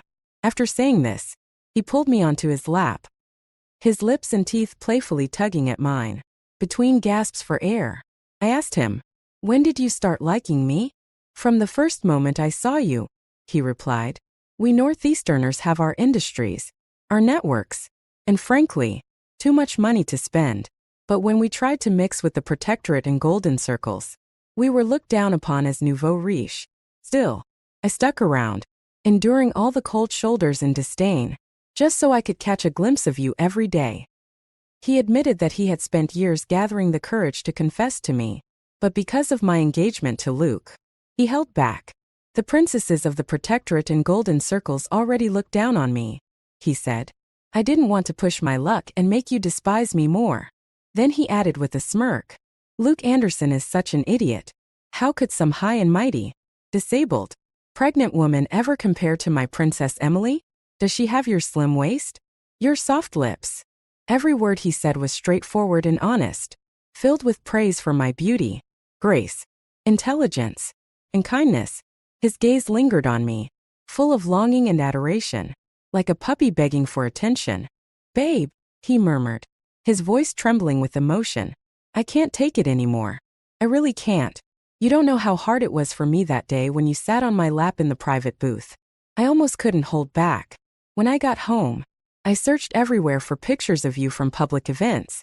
I didn't sleep the entire night, just holding your photo. His chin rested lightly on my collarbone as he spoke, his tone pitiful yet endearing. I clenched my hand into a fist, my cheeks already flushed red, but I forced myself to maintain composure. Gently, I placed my hand on the back of his neck, tracing slow circles with my fingers. I swallowed hard and whispered, "Well, this is my office. You can't possibly mean to." But his voice turned soft and playful, deliberately dropping his northeastern accent. "Please, my little princess. Princess Emily. My sweet little princess. I want to. Right here." My heart pounded wildly. His persistence was wearing down my resolve. I reached out to undo his collar, but before I could, he impatiently ripped his shirt open. Buttons flew through the air, some even bouncing off my face with a small sting. Just as we were reaching an intense third round, the office door burst open. James, who had been entirely engrossed, immediately grabbed a nearby jacket and covered me with it, pulling me tightly into his arms. Only my eyes peeked out from the protective cocoon he had made. Through the gap, I saw the intruder, Luke Anderson. His reddened eyes were filled with disbelief as he stood there, frozen. What was he doing here? James's expression darkened, all his earlier tenderness vanishing. "What the hell is wrong with you, Luke?" he snapped. "If you're sick, go see a doctor. Get the hell out of here." Luke held a small cake in his hand, from my favorite bakery. It slipped from his fingers, splattering onto the floor in a messy heap. He didn't step back or leave. Instead, his voice turned cold and accusatory. "Emily, so it's true? You and James?" Luke's disbelief morphed into laughter, bitter and sharp. "How ridiculous," he muttered. "James and I were an engaged couple, so what did it matter if we acted this way?" Yet somehow, it managed to upset Luke Anderson. James, as usual, didn't hold back. "What's your problem, Luke? Jealous because I've got such a soft and gorgeous fiancé? Too bad for you. It's too late now. Emily is mine. Why don't you take your crippled girlfriend and get the hell out of here before I lose my patience and knock you out?" James grabbed everything on the desk that wasn't nailed down and hurled it at Luke. His aim was impeccable, every throw landing squarely. If he hadn't been holding me in his arms, unwilling to let Luke see even a hint of my disheveled state, James might have actually gone over and started a fight. Luke, ever the dignified man, would never lower himself to such crude behavior. Fighting and cursing were beneath him. Instead, he left in silent indignation, though I couldn't understand why he was so upset. Wasn't this the outcome he had chosen? After Luke left, James slammed the door shut behind him and returned, still brimming with anger. He vented his frustration while tears welled in his eyes. "Wife, can you believe that bastard just barged in here like that? Who does he think he is? Even I knocked before entering your office. I swear, I could just cut that guy into pieces." His frustration was endearing, though his tears felt exaggerated, like a performance meant to make me go easy on him. Afterward, I was utterly exhausted. James didn't mind the trouble of bathing me and wiping me clean from all the stickiness left behind. I felt drained but couldn't fall asleep. Casually, I asked, "Why did Luke even come here?" James, ever attentive, immediately looked into Luke's recent situation. It turned out things weren't going well for him and Sophia Walters. He had come to see me, hoping for a reconciliation. Luke had been kicked out of the Golden Circle and disowned by his family. The Andersons had cut him off financially, leaving him and Sophia renting a cramped one-bedroom apartment for $1,000 a month. Sophia, due to her disability, had always been distant and unwilling to engage intimately with her ex-husband. After becoming pregnant, she refused to let him touch her at all, which had led to their divorce. Now, Luke found himself in the same situation, unable to tolerate her aloofness. Back when Luke was surrounded by young, beautiful women. Sophia's current state, a 38-year-old, heavily pregnant woman, hardly appealed to him. With no money and no quality of life, Luke was beginning to regret his engagement to Sophia and wanted to come crawling back to me. James relayed all this information with an obvious look of disdain. I tried to console him, jokingly calling Luke ugly, short, stupid, and completely unworthy of comparison. "Don't be mad," I said softly. James shook his head and buried his face into my chest. "He's not stupid," he murmured. "At least he knows to regret his choices and come back to you." It was then that my phone rang. Luke was calling. I was about to decline the call, but James quickly reached out and answered it for me. Luke's voice came through the line, steady but laced with arrogance. "Emily, I'm willing to forgive you for being with James Fong, that vulgar brute, but you will never surpass Sophia in my heart. That said, I'm prepared to cancel my engagement to Sophia and marry you instead. This way, our families can maintain the alliance. However, you must agree to treat Sophia's legs and find the best maternity hospital for her. Even though her child isn't mine, it will still inherit the Anderson and Carter family wealth." I almost burst out laughing at the absurdity of his words. James, on the other hand, narrowed his eyes, his expression growing dangerously serious. "That guy," James muttered darkly, "is absolutely disgusting. I advise you to tell him clearly and as soon as possible." Luke Anderson said over the phone, "Stay away from those northeastern circles. I don't like you carrying that crude northeastern flavor. If you have no objections, arrange for someone to send me a house and a car to Wutong Apartments. Later, I need to accompany Sophia to her prenatal checkup, and public transportation is very inconvenient." The audacity in his demands was baffling. Every word he said sounded ridiculous to me. I asked, "Luke, what exactly do I gain from marrying you? I can't have your heart or your money, yet I'm supposed to raise a child for you, with both the Carter and Anderson family fortunes being used for a kid who doesn't even share your bloodline? What do I get out of this?" He let out a cold laugh.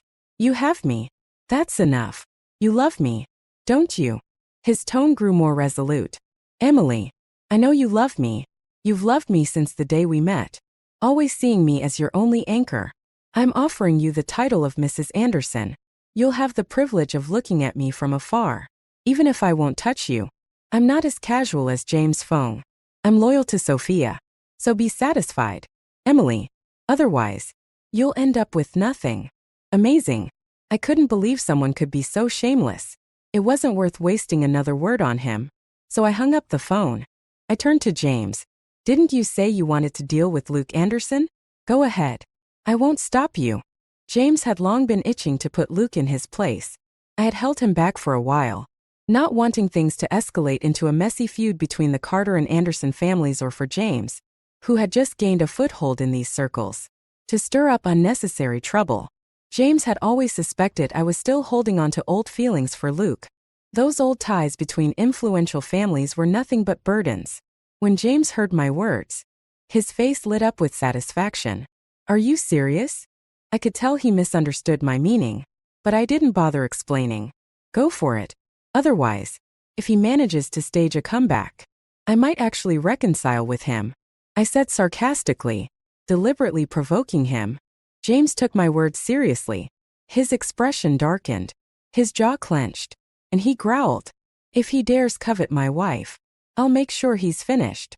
James's methods were straightforward and brutal. After hearing Luke's demands, he actually sent him a house and a car.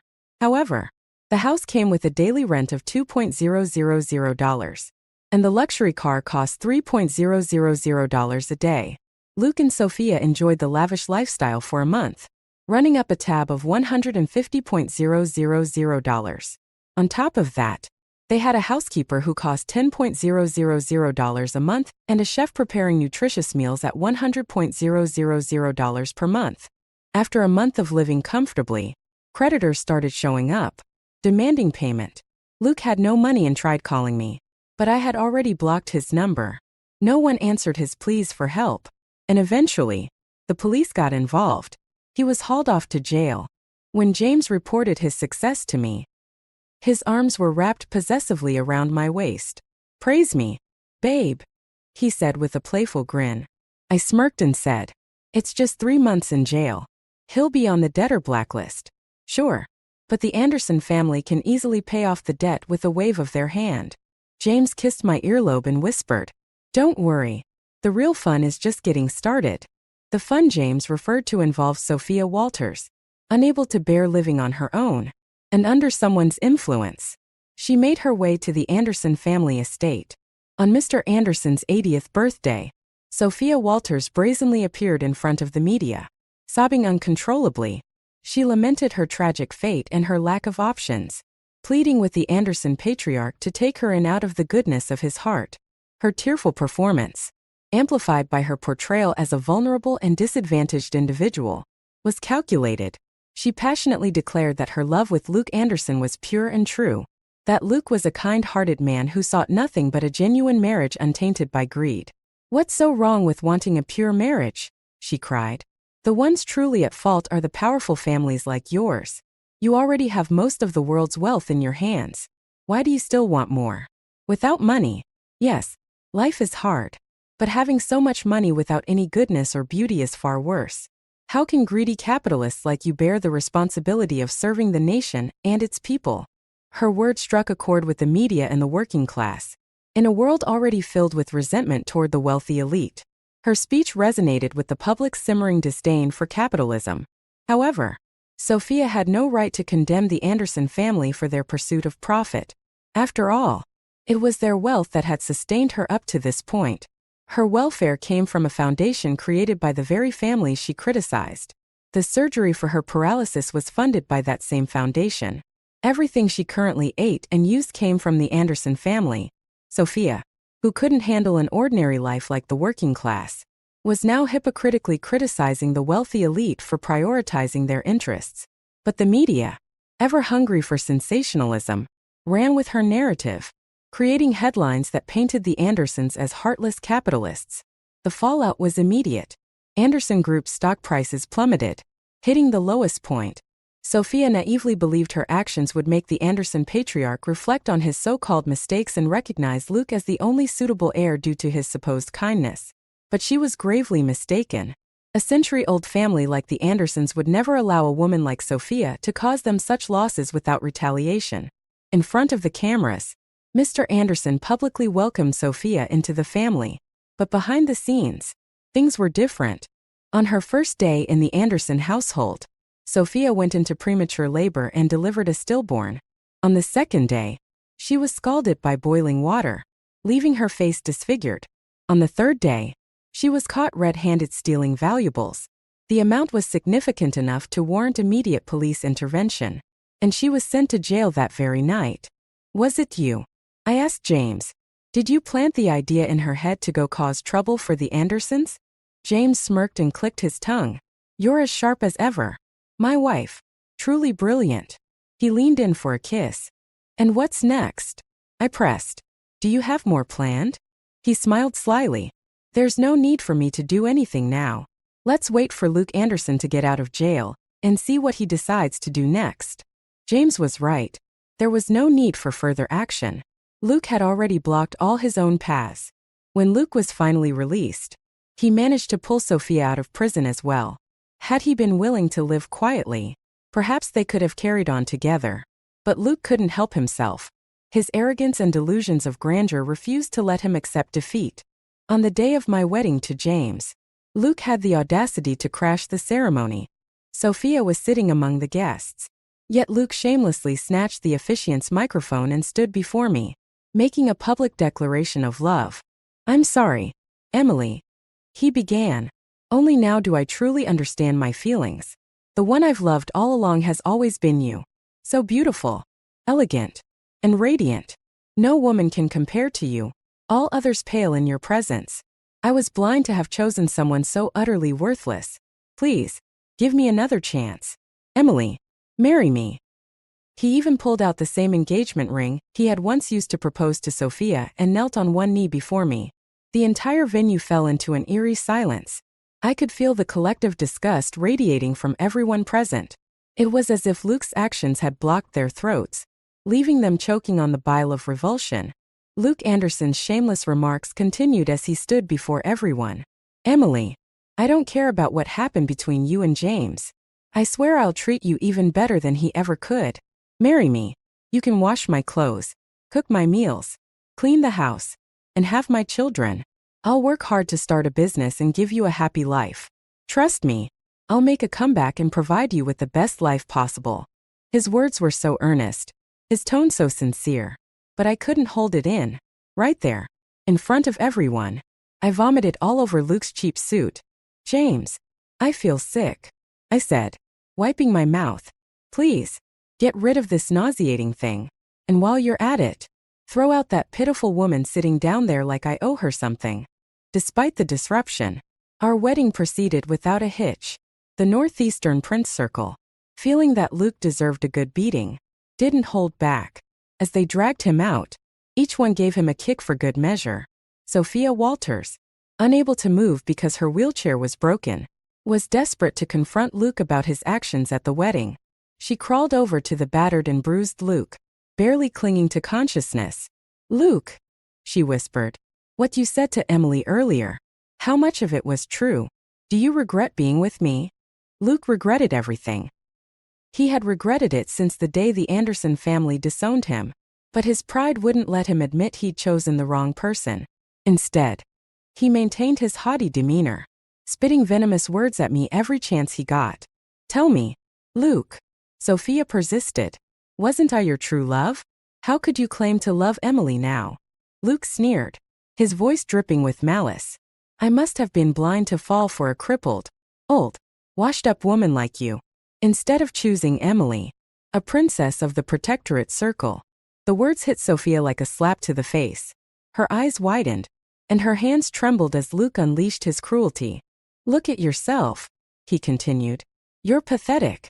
Getting into bed with you is like lying next to a dead fish. You can't even move. What gives you the right to compare yourself to Emily?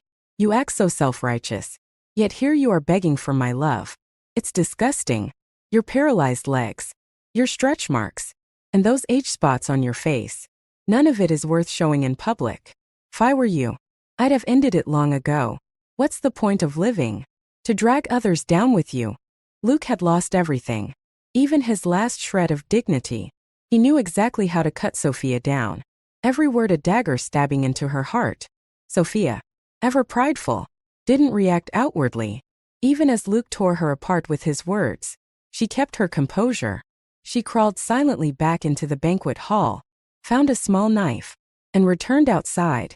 As Luke Saturday consumed by his own bitterness, Sophia drove the knife straight into his heart. Inside the banquet hall, laughter and celebration continued. Outside, blood pooled on the ground, ending 2 lives in an instant. When word of Luke Anderson's death reached the Anderson family, their only response was to discard his body in the public cemetery. No one knew who to inform about Sophia's death, so her remains were sent to the same place. The ashes of both were left to scatter in the wind, unclaimed by anyone. James, unwilling to let me feel burdened by the dark news, kept everything from me. Instead, after the wedding, he took me to his family home in the Northeast. He took me to the morning market, where meat buns the size of my fist and freshly fried pancakes cost just $1 each. He brought me skiing, where the vast white landscape made it feel like we were in a fairy tale. He took me hunting in the wild, though the animals we hunted were all farm-raised. Sitting by a fire, roasting skewers, it was a completely different kind of life experience. For 6 months, we lived like this. I followed him everywhere, eating, drinking, and indulging. The more we enjoyed ourselves, the more weight I gained. At some point, I decided I couldn't keep gaining weight and started dieting to lose some of it. But James wouldn't let me. Every day, he made sure I had delicious food and drinks, pampering me like a queen. It wasn't until the moment my water broke that I realized I was pregnant. When our daughter was born, James looked at me, his face filled with pure joy. I didn't tell you, he admitted with a grin. If you knew you were pregnant, you wouldn't have had as much fun. I wanted you to be happy every day, just following me around and enjoying life. He held our baby girl carefully, his eyes brimming with pride. She's beautiful, he said. She looks just like you. Then he turned to me and added, Wife, I'm so happy. This doesn't feel real. Am I dreaming? He pinched his own cheek hard enough to leave it red, and tears of happiness finally streamed down his face. I couldn't help but laugh at him. Come on. Aren't you supposed to be the great Northeastern prince? Can you stop being so dramatic? You cry more than I do. He wiped his tears and said, You don't understand. Before this day, I cried every damn day. Loving you but not being able to have you. Do you know how much that hurt? My heart was practically shattered. These are happy tears now. Can't you let me cry a little longer? Then he hugged me tightly. I swear, wife, I love you so much it's driving me crazy.